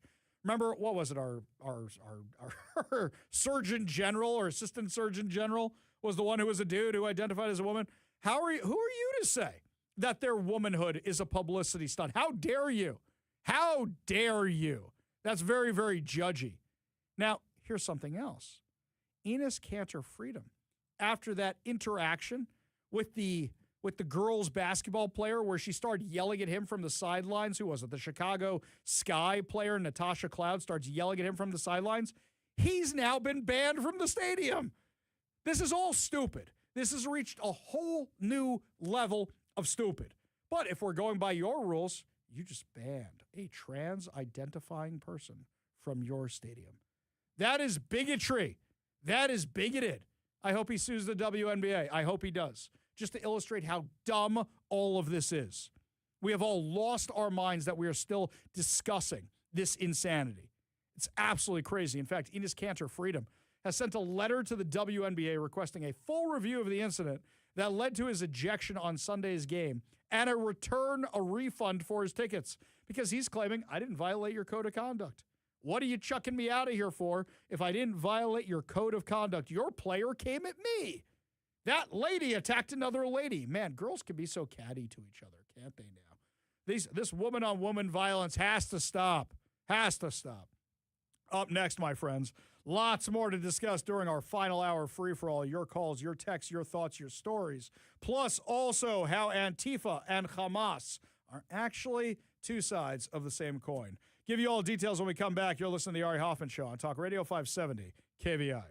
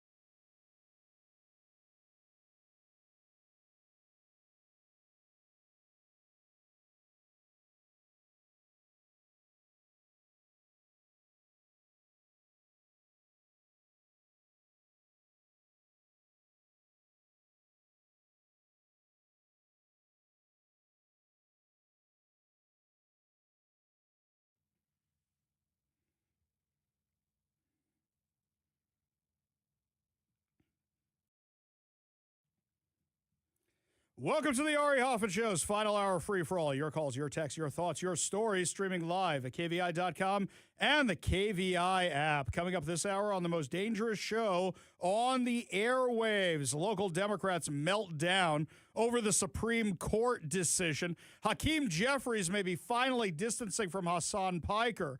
And the Seattle Police Department ends recruiting bonuses. But before we get to any of that, my friends, so you know the name Larry Krasner? He's that Soros-backed district attorney in Philadelphia who doesn't believe in actually prosecuting crime.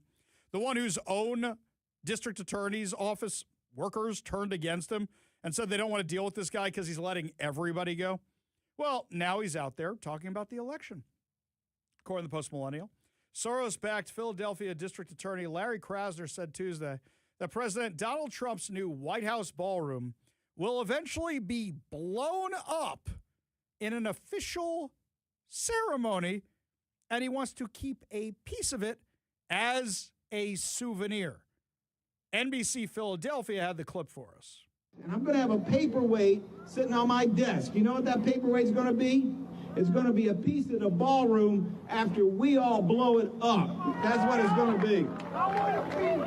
That is that a threat against the White House? Is that a threat against a ballroom? Is that a threat, or is that wishful thinking? I mean, when you're trying to tamp down the rhetoric, talking about blowing up a piece of the White House, probably not the way to go. I think he realized what he did. If you play the clip further, yeah, he tries to like, you beat me to it. You beat me to it because it's technically a threat, and I don't think he really wants that. So what does he say after that? I want to be in an official ceremony, just so we're clear. Just so we're clear, not let's blow up the White House. So, you got the approval, you got everybody around. Sure. Demolition crews have signed. It's like the Kingdom. Yeah. It's like when they brought the Kingdom. Well, also, this is a guy who doesn't know anything about construction. You know why?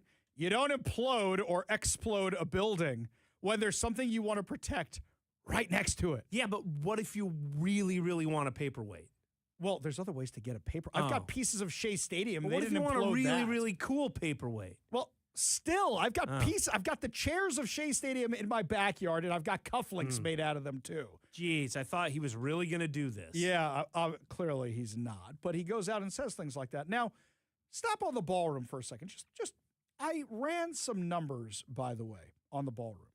Do you know that every time they have one of these formal events in D.C., millions of dollars. Literally millions of dollars. The security alone is a huge expense. Never mind, you have to rent out the entire hotel and the ballroom and everything else. Look, I know how much it costs to rent a ballroom for an event. Tens of thousands of dollars for these events. But then when you start adding up the food and the dignitaries and the security and everything else, you're looking at millions of dollars. So everybody's complaining about the ballroom. You realize how much money you save over time if they always use the ballroom? No joke. I'm very serious about this. So Barack Obama, when he was president of the United States, often said he felt like a prisoner in the White House because he couldn't leave because Secret Service never wanted him out of the building because he got so many death threats. And when Jerry Seinfeld did his show, Comedians in Cars Getting Coffee, he drove around the front of the White House. He didn't get to go anywhere. He's just around the front of the White House. That's all he's doing with Barack Obama. It was funny they even let him walk up and knock on the window of the Oval Office to be like, hey, Barack, I'm here to pick you up. Barack Obama was even like, Jerry, going to come right up to the window. He's going to show right there. He's going to show up right there. So they don't want the president out and about. Look what happened at the White House Correspondents' Dinner, the first draft, not the second draft. Some guy came into the hotel and shot up the place. So the White House ballroom is actually a good investment over time. It will pay for itself. Over time it will. Plus, apparently they need to redo the bunker because Trump kind of spilled the beans on that one. Yeah, that East Wing was hiding the bunker, and our bunker's a little low tech. We need to make the Situation Room a little bit more high tech. The PEOC, for those of you who are fans of Olympus Has Fallen, is apparently nowhere near as high tech as the one you see in the movie. So we're building a new one as part of all this. But talk about blowing up a part of the White House. The left is so violent. Larry Krasner, such a violent individual. Yeah, let's tamp down the rhetoric, right? I mean, this is a guy who has called Trump the embodiment of hate, the embodiment of ignorance, the embodiment of depriving people of their vote and education. No, only illegal aliens. Only illegal aliens. This is a guy who said, I'm going to have a paperweight sitting on my desk from the blown up ballroom. That's what this guy really wants. You heard that other guy in the background go, I want a piece. It's crazy. It's absolutely crazy. Now, mind you, this is a guy who's really terrible at his job. In July, 2 Philadelphia prosecutors alleged in a federal court filing that Krasner threatened consequences if they notified a court about conflict concerns surrounding a controversial murder appeal. The prosecutors alleged Krasner had directed them to litigate the case in a manner that would protect the office, an instruction they believe was incompatible with their ethical obligations. He's even been called out by the Pennsylvania Supreme Court in June. The court required Pennsylvania Attorney General's office to review certain cases in which Krasner's office seeks to overturn convictions, citing what described as numerous instances of untrustworthy concessions, lack of candor, misrepresentations of fact, lack of adequate investigation, avoidance of hearings, and the court characterized Krasner's office as unreliable. Now, that's Pennsylvania. That is not a red state. I assume there's a whole bunch of liberal Supreme Court justices in Pennsylvania, and they're even calling this guy out. He's too nuts even for them. But this violence, such hatred, why is it always coming from the left? Always seeing this insanity coming from the left. Well, it's kind of baked into the cake, my friends. There's this new report from Fox News about a memo from the State Department revealing that, yeah, there are ties between Hamas and Antifa, between the Muslim Brotherhood and Antifa, between Hezbollah and Antifa, like we've been saying this whole time. There's this Italian company called the AI Collective by the State Department, which builds sophisticated digital infrastructure used by violent left-wing organizations in the United States and Europe, along with Islamic terrorists. The collective services include encrypted chats, emails, web hosting, secure video conferencing, streaming, anonymity shields, and more. According to the State Department, these tools are specifically designed to support operations of far-left terrorist networks, built to enable them to organize, recruit, communicate, disseminate propaganda, share target information and tactics, and carry out violent attacks, all while remaining anonymous, untraceable, and beyond the reach of the law. Let me tell you something. You know that normally when these Hamasniks do their thing, I do my thing on the internet, right? Kevin, you know a lot of them have been purging their internet history, erasing it from existence. There are tools that will do that. So nowadays I go to look up something on them, and they've been scrubbed from the internet completely because they know somebody like me is going to try and find out who they are. I wonder if the AI Collective is the tool they've been using. This company has been deemed a specially designated global terrorist. The designation bars Americans and U.S. financial institutions from doing business with the group and freezes any assets it has under U.S. jurisdiction. Violators can face civil or criminal penalties. Why would they need their own platform? What, you can't use Facebook? You can't use WhatsApp? You can't use any of these things to communicate? It's because those companies have safeguards built into them that inform the government when there's a problem.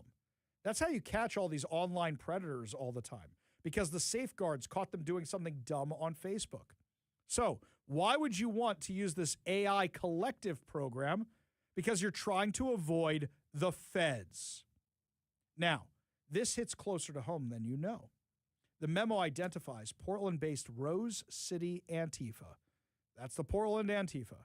The ones who would come up here to Seattle. The ones who go over the border into Vancouver, Washington, and elsewhere. Known for its violent rioting and destruction. One of the groups that used AI Collective tools and services. Rose City Antifa is listed in the memo alongside a media organization that the State Department says uses AI Collective tools to disseminate information to the Popular Front for the Liberation of Palestine, the PFLP, which is proliferating inside the United States, Hamas, the Islamic Revolutionary Guard Corps, that's Iran, Hezbollah, and others. I actually want to reach out to Fox News and the State Department and see if I can get a copy of this memo. What news agency are they talking about? Is it an Antifa news agency? Is it a mainstream news agency? You know, my guess, Kevin, Al Jazeera. I bet you I will bet money that it's Al Jazeera. The memo also accuses the militant abortion rights group Jane's Revenge, which declared open season on pro-life organizations and threatened escalating attacks after the leaked Supreme Court draft signaling Roe v. Wade would be overturned of using the collective services. You remember these guys? They would go burn down offices, vandalize offices of Republicans, target these centers that encourage women to keep the baby. The collective claims to host roughly 16,000 mailboxes, 1,500 websites, 5,500 mailing lists, and 10,000 blogs on a custom platform. Why couldn't you use Constant Contact? Oh, well, if you're using MailChimp or Constant Contact, and you're sending out this stuff from a designated terrorist organization, which Antifa is, guess what? You're going to start having problems. So, the memo stressed that while the infrastructure is overseas, it supports domestic far-left groups that have for years wreaked havoc inside the United States, mostly under the label of Antifa or anti-fascism. Now, what I find fascinating about this, so far it seems to be focusing mostly on the attacks against ICE and ICE facilities, like what we saw Rose City Antifa doing down in Portland. But I'm kind of curious if this goes all the way back to 2020. And I have no doubt that it does, because let's not forget, the activists from Portland were coming up to Seattle's autonomous zone, and the activists from Seattle were going down to the federal courthouse to help with the rioting down there in the 120 consecutive nights of rioting during the Summer of Love in 2020. I have no doubt that you're going to find other Antifa groups like the ones here in Seattle on this list. I'm actually going to reach out to the State Department and see if they have a copy of this thing, because I really want to see it. I really want to see who else is listed in this memo. The memo cites several examples of violent or terrorist activity that the State Department says was facilitated through the AI collective technology, including far-left extremist media group that describes itself as a tool for militants worldwide to share essential information to be acted upon. According to the state, the group relies on AI collective services to publish official communiques, calls to action for U.S.-designated foreign terrorist organizations. The memo says Rose City Antifa relied on AI collective tools and services to organize and incite violence and criminal acts, including disseminating an online flyer urging supporters to use laser pointers against U.S. Customs and Border Protection helicopters during their riots. You can make somebody crash that way. The memo says that Rose City Antifa also used AI collective tools to disseminate personal information about ICE agents and called for targeted attacks against ICE agents in their homes and in public. Jane's Revenge, these guys who would burn down these facilities, were using this thing. And they used it to publish official communiques and claims of responsibility. I always wonder this. You know, whenever you get a claim of responsibility from a terrorist group from Al Jazeera, how come you don't say, Al Jazeera is working with the terrorists? Why don't you go after Al Jazeera? So this is the same thing. This is what they were doing. This is what they were using to put out their communiques. The memo also refers to far-left extremists in Atlanta using the AI collective tools in a violent attempt to prevent the construction of a law enforcement training center. You remember they were camped out in the woods trying to stop this police training center? This is what they were doing. They were also using this. Far-left violent extremists in France, Italy, Germany, and the Netherlands were also using the same platform. Here's something else. You notice that Antifa has kind of gotten quieter? We don't see a lot of the A-listers around anymore. They know the Justice Department. They know the Trump administration is serious. And a lot of them actually fled the U.S. You know, I think it's actually time to have Andy No back on the show. We haven't had him in a long time. I'll reach out to him, see if he wants to come on the show and discuss all this, because he's documented this stuff extensively. And while I've been covering the stuff here in Seattle, he's covered this stuff around the world. Antifa is not just something that's here in the Pacific Northwest. They're across the United States, but they're also international. So I think the big boys fled town because they know it's only a matter of time until the Trump administration comes after them. That's not the only thing going on in Portland, by the way. The U.S. Attorney's Office for the District of Oregon announced Tuesday that more than 80% of the roughly 100 defendants federally charged with trafficking fentanyl in Portland are illegal aliens from Honduras and Mexico. This is according to Katie Daviscourt over at the Post Millennial. As a result of the crackdown on open-air drug markets, authorities have seized more than 100 kilograms of fentanyl, 40 guns, 1.3 million in proceeds. That's enough fentanyl to kill 50 million people, or Oregon's population, 11 times, said the U.S. Attorney's Office in a press release. Scott Bradford, the Oregon U.S. Attorney, vowed to prosecute and imprison anyone involved in the fentanyl drug trading in downtown Portland, an area that has been riddled with years-long open-air drug abuse, resulting in overdose deaths and increase in crime. Here's something to think about, by the way. The drug trade has killed infinitely more people than terrorism has. Infinitely more. We should be treating these guys as terrorist organizations. We should be shutting them down. Quote, 3 years ago, downtown Portland had notorious open-air drug markets. I was in the news for all the wrong reasons. Downtown fentanyl dealers, many of whom were armed, were contributing to higher crime rates and overdoses, said Bradford. To many people, downtown Portland simply felt unsafe, and it was. As a result of these joint efforts, we are changing that. Huge news. Really huge news that this is actually happening. So, they're sending all these drug dealers to jail, and guess what? They're just local domestic terrorists. That's what they are. We should be treating all these terrorist organizations exactly the same, whether they're Antifa, whether they're Hamas, or whether they're the drug traffickers. Shutting them down, freeze their assets, confiscate their assets, and make sure they can't harm anybody else. Speaking of harming other people, looks like Katie Wilson is doing her absolute best to drive away as many police officers as she possibly can here in Seattle. Now the Seattle Police Department is ending their recruitment bonuses that they have for police officers. How do you expect to recruit any more? Maybe that's just the whole plan. Give you the details when we come back. You're listening to The Ari Hoffman Show on Talk Radio 570 KVI.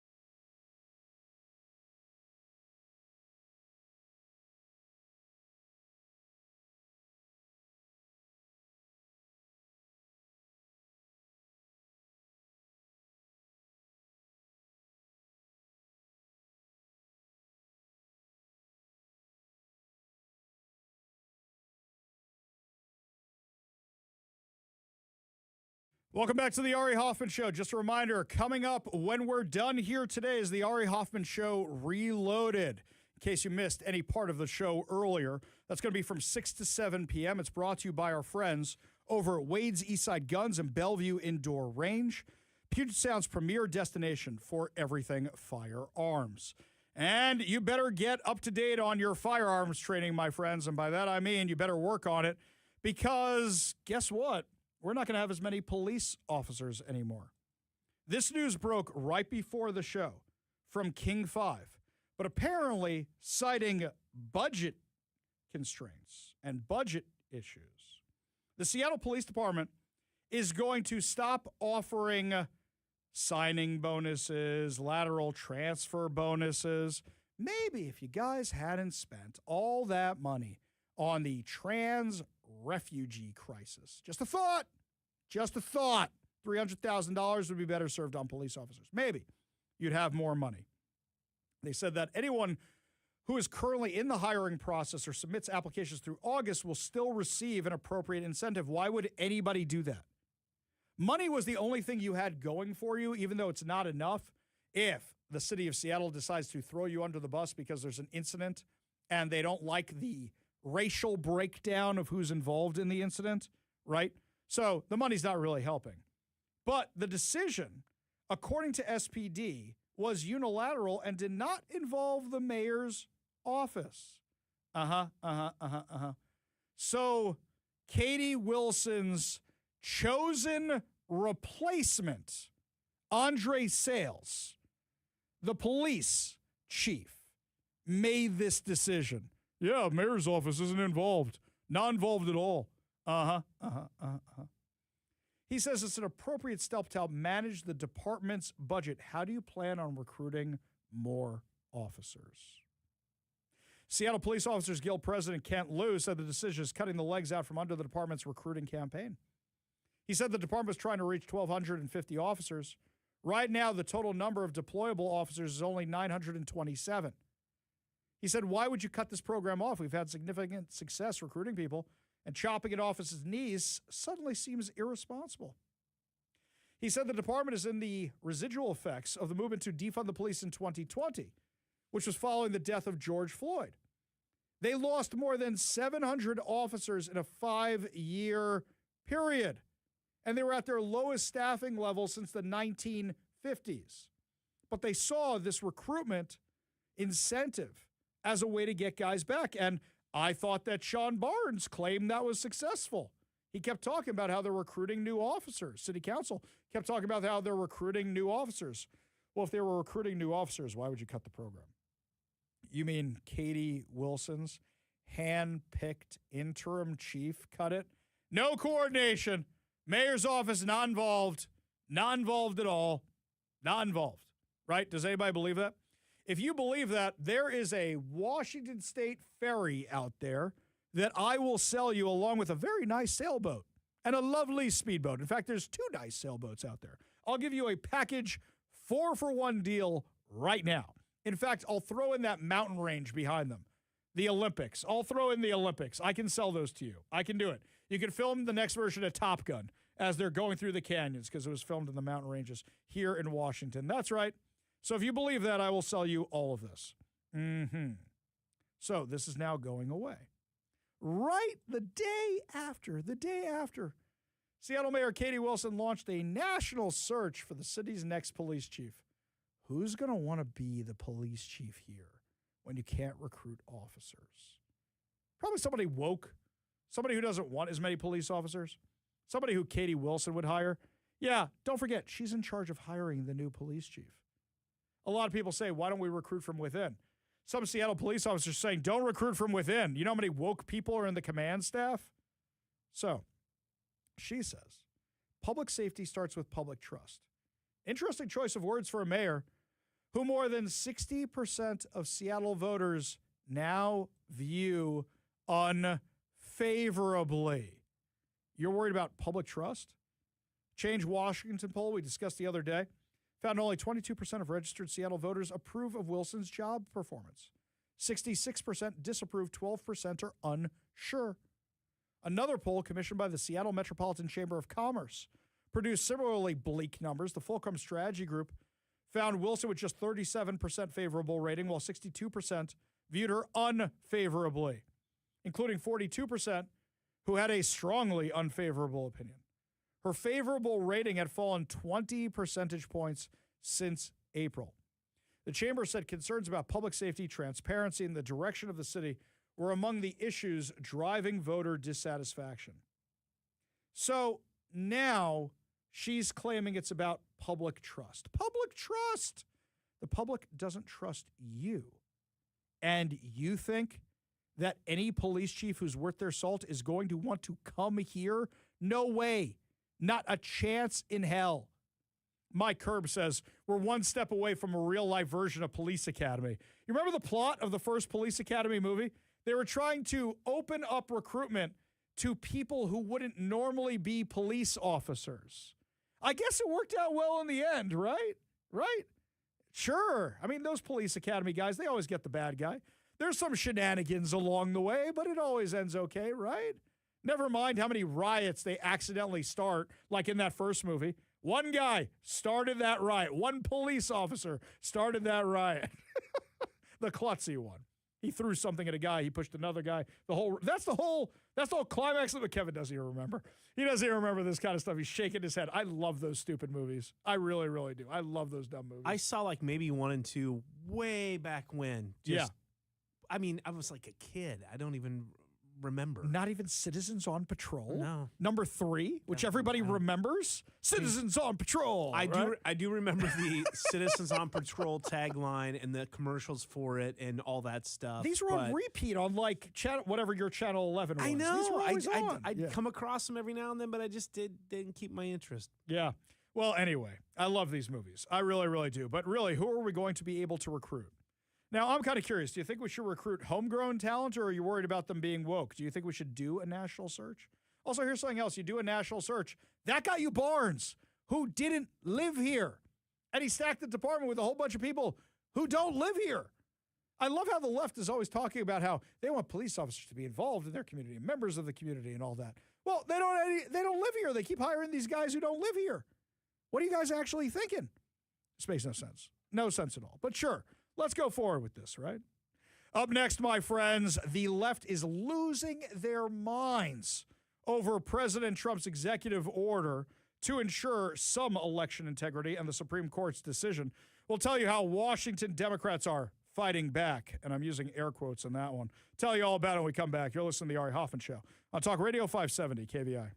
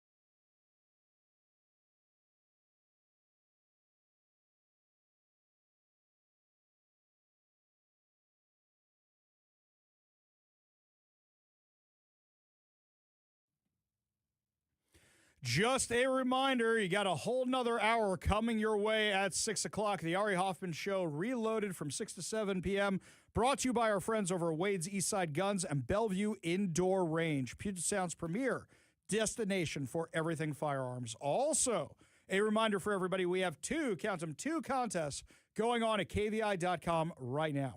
The first one is we are giving away a pair of tickets to Taylor Dane at Snoqualmie Casino and Hotel. That concert's going to be on September 6th. That's, of course, the global pop icon behind the debut single, Tell It to My Heart. So you can get those tickets by entering over at kvi.com right now. And while you're there, we are giving away tickets to the Washington State Fair. Man, that means summer is almost over if we're giving away tickets to the fair. Washington State Fair starts Labor Day weekend, my friends, and we're giving away tickets right now over at kvi.com. We are going to be out there for Military Appreciation Fridays. We'll give you the exact dates. We will give you the exact times. We will give you all that information. But for right now, head on over to kvi.com right now for your chance to win. So, Democrats in Washington went bonkers crazy over the fact that the Supreme Court ruled to allow President Donald Trump's executive order on election integrity to go through. Now, Washington Attorney General Nick Brown is accusing President Donald Trump and the U.S. Postal Service of launching an unlawful attack on vote by mail, but neither Trump's executive order nor the Supreme Court's ruling ends Washington's mail election system. And many of Brown's claims are flat out false. He joined a coalition of Democratic attorney generals Wednesday in suing the post office over new regulations for mailing ballots in federal elections. Look, you guys don't want to use the post office? Call FedEx. Call UPS. Oh, wait, they're more expensive because they're for-profit companies, not the government. If you don't want to deal with this, go through a private company. Start your own post office. Oh, I'm giving them ideas. That's a bad move. I'm giving them ideas. He alleges that the rule undermines state authority, threatens to disenfranchise voters. Give me a break. When you have voter returns as dismal and abysmal as ours are, I think they're already disenfranchised. The lawsuit follows Monday's Supreme Court decision to lift an injunction that blocked parts of Trump's election integrity executive order. Brown claimed that ruling as allowing an illegal mail-in voting order to take effect, but the Supreme Court did not rule the order was illegal or decide whether its eventual implementation would be constitutional. Instead, all the justice did was conclude that Brown and the other states sued prematurely because the executive order was an internal directive to federal agencies and did not by itself impose requirements on states. So they're saying, look what Trump's going to force us to do. No. He's saying, this is what I want the post office to do. The easiest solution for this, don't use the post office. I'm sure FedEx would love the money. I am sure that UPS would love the money. I'm sure DHL, if they still exist, would love the money. I'm sure you guys could figure it out. If you don't like it, don't play by their rules. That's up to you. I shouldn't give them ideas. They're just going to tax us and start their own post office, even though it's a failing business venture. That's what Washington does. Look at the long-term care tax. Oh, Social Security sucks. Medicaid sucks. Medicare sucks. How do we make it worse? I know. Let's make our own version of it. That's the worst parts of all of it. So, what happened here is the court said the order is an internal directive from the president to his subordinates. That's the post office. It neither requires nor forbids anything of anyone outside the executive branch. The court said the states could not establish standing based on speculation about what the federal agencies might eventually do and stayed the lower court's injunction while the case proceeds. The justices cautioned that their decision did not resolve the legality of any final federal regulation because they haven't seen how they're implemented yet. Quote, the court's disposition of this application does not mean that any measure taken by the government to implement the order will necessarily be lawful. If the Postal Service's final rule harms the states, they may challenge the rule. So that's what Brown's new lawsuit and the Democrats is attempting to do. USPS, the post office, has now finalized its regulations, giving the states a concrete agency action to challenge. But Brown's description of the regulations is still completely false. Trump's executive order instructed the Department of Homeland Security to develop citizenship lists for each state. Those lists would identify citizens who would be at least 18 by the next federal election. Wait a minute. How does the federal government have everybody's data? Oh, right, they have your Social Security numbers. They know everything about you. However, the order explicitly says appearing on a citizenship list does not mean someone is registered to vote. State laws and state registration procedures continue to determine eligibility to vote. The executive order also does not direct the post office to decide voter eligibility by comparing Washington ballots against the DHS citizenship list. Instead, it called for a separate USPS mail-in and absentee participation list. The names on that list are supplied by state and local election officials, not selected by the White House, DHS, or postal employees. Under the final USPS rule, Washington election officials would remain responsible for determining who is eligible to receive a mail ballot. The post office says it will not add voters to the list, remove them, review their citizenship, or second-guess the state's eligibility decisions. So you know what this really is? It's how they get a list of illegal aliens to deport. Then they can't be voting no more. And look, if you guys don't want to play Trump's little game, call FedEx. I'm just going to keep saying that again. The final rule says the Postal Service does not purport to alter the eligibility of any individual to vote under state or federal law. States are fully responsible for the contents of each state's mail-in and absentee participation list. It's just Nick Brown and crew know you're going into an election. And it's a lot sexier for them to say, he's undermining democracy. He's undermining your right to vote. He's disenfranchising voters. It's not what it's doing at all. It's not what it's doing at all. They're saying you want to use the post office, which is cheap, and is a federal government program, then you got to play by our rules. Election officials using the post office for federal ballots must upload each mail voter's name and address to a federal portal. They must also assign unique intelligent mail barcodes to the voters' outbound and return envelopes, submit their envelope designs for USPS review, and certify that they received feedback. USPS can refuse to accept an outbound batch of ballots if election officials fail to upload the required information or if the mailing does not satisfy the new barcode and envelope standards. The mailing would be returned to the election office for correction and resubmission. How hard is it to print these barcodes? How hard is it really to print these barcodes? You guys claim you could track every single ballot using barcodes and such. By the way, right now they all have barcodes on them. They all do.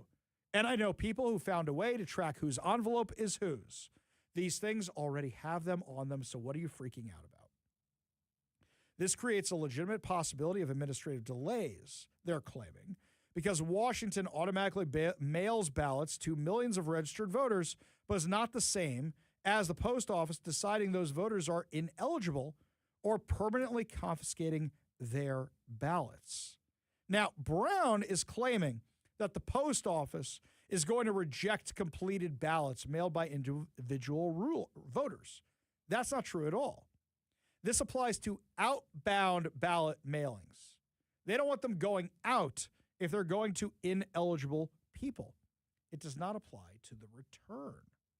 Return envelopes must still carry the required barcode, comply with the new design standards, but postal employees are not authorized to open ballots, examine votes, determine voter eligibility, or decide whether a ballot should be counted. Washington election officials retain those responsibilities. So, what is he freaking out about? There are two ways you can end this. Give them your lists, and if you have nothing to hide, do that. Or number two, go to FedEx. Go to some other company to do the mailing. But they don't want to drop that money. They don't want to do it. Now, mind you, Nick Brown is never truthful about these things. A couple days before the ruling came out, he was over on MSNBC, now called MS Now, otherwise known as M Snow. Tell me when you hear the factually false thing that Nick Brown says. What would it look like, and what would you do if federal immigration officials show up at a polling place? Well, it would depend on the basis by which they're asserting that authority. Stop right there. Are there polling places in Washington? Wow. 5 seconds in. Literally 5 seconds in. Are there polling places in Washington? We don't have polling locations. But he knows that if he tells MSNBC, M Snow, MS Now, that there's no polling locations, the argument goes right out the window. And by the way, it just shows that MSNBC is stupid for not knowing we're an all mail-in state, or they don't care and they're doing it this way. We don't have polling locations. So that should have been your answer, but right there disproves your entire argument, so he's not going to do it. Nick Brown is not a truthful individual. He is doing this to try to tick off the base, rile up the base, and try to get headlines. He is more addicted to that red light on the camera than Turd Ferguson and Jay Inslee combined. He wants the headlines. So he lies. And as you can see, if you just actually read the Supreme Court ruling, everything he's talking about is a lie. Only good news to wrap up the show. Your good news headlines put a smile on your face heading into your evening commute. You're listening to The Ari Hoffman Show on Talk Radio 570 KVI.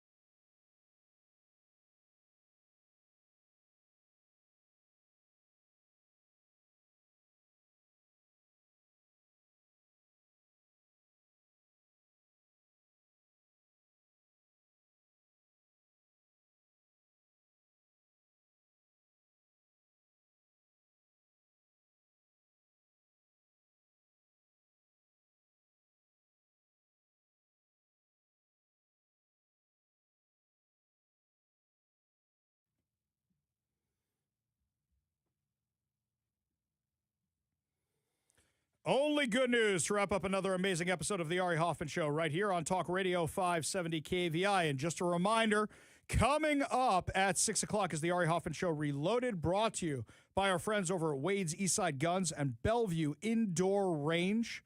There are pistol and rifle competitions every week at Wade's. It's a great place for beginners and experienced shooters alike to test their skills. Also a reminder, over at KVI.com, we have 2 chances for you to win fantabulous prizes. Number 1, we are giving away a pair of tickets to Taylor Dane, the artist behind Tell It To My Heart, at Snoqualmie Casino and Hotel, who's performing on September 6th. You can only win those tickets over at KVI.com. So head on over there, enter your information for your chance to win. Also, go to KVI.com to have your chance to win tickets to the Washington State Fair. We are going to be out there for Military Appreciation Fridays. So head on over to KVI.com for your chance to win. There's a whole bunch of stuff about Dolly Parton. I hate to say it, I don't know a lot about Dolly Parton. I mean, I know who she was. I know a few of her hits. I know a few of her movies, but you know what? It wasn't a celebrity I really followed. I was more broken up about Tim Curry dying. I mean, I think his best roles are The Three Musketeers, Cardinal Richelieu, and Home Alone 2. I love him. I know everybody else is like, what about the Rocky Horror Picture Show? That's what everybody knows him for. Okay, if you actually like that movie, something's wrong with you. I know everybody likes the soundtrack. How many people actually like I know there's a cult out there. I know they exist. I'm scarred for life from the first time I saw that movie. That is not a discussion we are going to have on air about what happened the first time I saw that movie. But I was more broken up with him as an actor. However, Dolly Parton, universally beloved. I mean, so many news stations went wall to wall on her death. And actually, the more I find out about her, the more impressed I am and understand why she was universally beloved. Matt Van Swall put up this list. In 1988, Dolly Parton pulled every 7th and 8th grader in Sevier County into a room and told them to pick a buddy. She made them sign a contract. If both graduate, she hands you $500. If one fails, nobody gets paid. The county dropout rate went from 35% to 6%. She handed out the checks herself. In 1989, she offered $500 to every kid in the county who wanted to go to a local college. When a town burned called Gatlinburg burned in 2016, she sent 900 families $1,000 a month for 6 months. Here's what happened afterwards. The fund raised more than expected, so she showed up in May and handed every one of those families another $5,000 on top of it. Then she quietly put $3 million into a recovery group that handles the years after the news trucks leaves. She built an entire hospital. She played a benefit concert in 2007. Dollywood and the Stampede matched it. And LaConta Medical Center opened in 2010 with a birthing unit and a women's center in it. In 2022, she started covering 100% of tuition, books, and fees for Dollywood employees, full-time, part-time, and seasonal.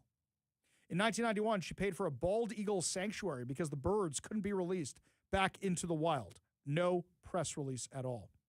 When Hurricane Helene came through in western North Carolina, she wrote a personal check for $1 million and her companies matched it. She didn't owe North Carolina anything, but she helped anyway. She started the Imagination Library because her dad couldn't read and write. Before he passed, he told her it was the most important thing she ever did. That's amazing stuff. How much of that stuff did you not know because there was no press releases behind it at all? Really, just amazing, amazing stuff. Her music is great. Her music is incomparable. Her movies are fun. I've seen a few of them. I don't want to make it seem like I'm the biggest Dolly Parton fan. But the stuff she did behind the scenes with all that money, I've never even been to Dollywood, and I hear it's amazing. Never even been there. I told my son maybe we should go out there on like a bucket list trip. I love amusement parks.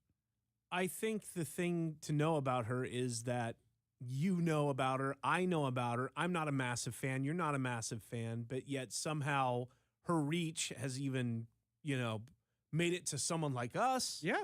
And all I can ever say is she always put a smile on my face. I never heard anything horrible about her. She never, it's like, how could you not like Dolly? Right. Here's something else, by the way. I found this out. Do you know she turned down the Presidential Medal of Freedom multiple times from presidents of both parties because she didn't want to be political?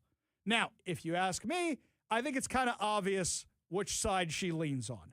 But You may think I'm wrong because I was seeing posts from every side of the political corner yesterday, which shows how universally beloved she was. She turned down the Presidential Medal of Freedom 4 times under 2 different administrations, Trump and Obama, I believe. Turned it down from everybody because she didn't want to be political. That just doesn't exist anymore. That just doesn't happen. Or maybe she just didn't want the press and the all eyes on her like that, because it sounds like with stuff like, doing things for charities behind the scenes or building things, like sometimes you just you don't want the accolades. Right. There's actually an idea in Judaism that you get more reward in the world to come for mitzvahs, nice things you do anonymously, right? How many of those things did nobody know she actually did? Sure, people heard about some of those programs, but they didn't know what happened afterwards. And a lot of celebrities come out, oh, I'm going to help in the moment, in the disaster, and I'm going to be in front of the cameras. How many of them actually stick around? Gary Sinise. I mean, he was doing that stuff with the veterans long after Forrest Gump and everything else. Long after he kept doing that kind of stuff. I don't think he was doing it for the accolades. I really just don't. So while this is the good news thing, try to be more like Dolly. Because all that stuff she did with her life, she could have just sat back and counted her millions. She could have gotten awards from everybody under the sun. And instead, she used it to help other people. That's such a rare quality that we should really, really try to emulate so much more. In fact, I think on the way home, I'm going to put on Dolly's best of music just to see what I've been missing all these years, just from the good things that she did. I think I'm going to go give it a listen. That's going to wrap it up for us today, my friends. But fear not, we'll be back tomorrow with more insane stories, more exciting guests, and, of course, more giveaways. Reloaded is up next. You're listening to The Ari Hoffman Show on Talk Radio 570 KVI.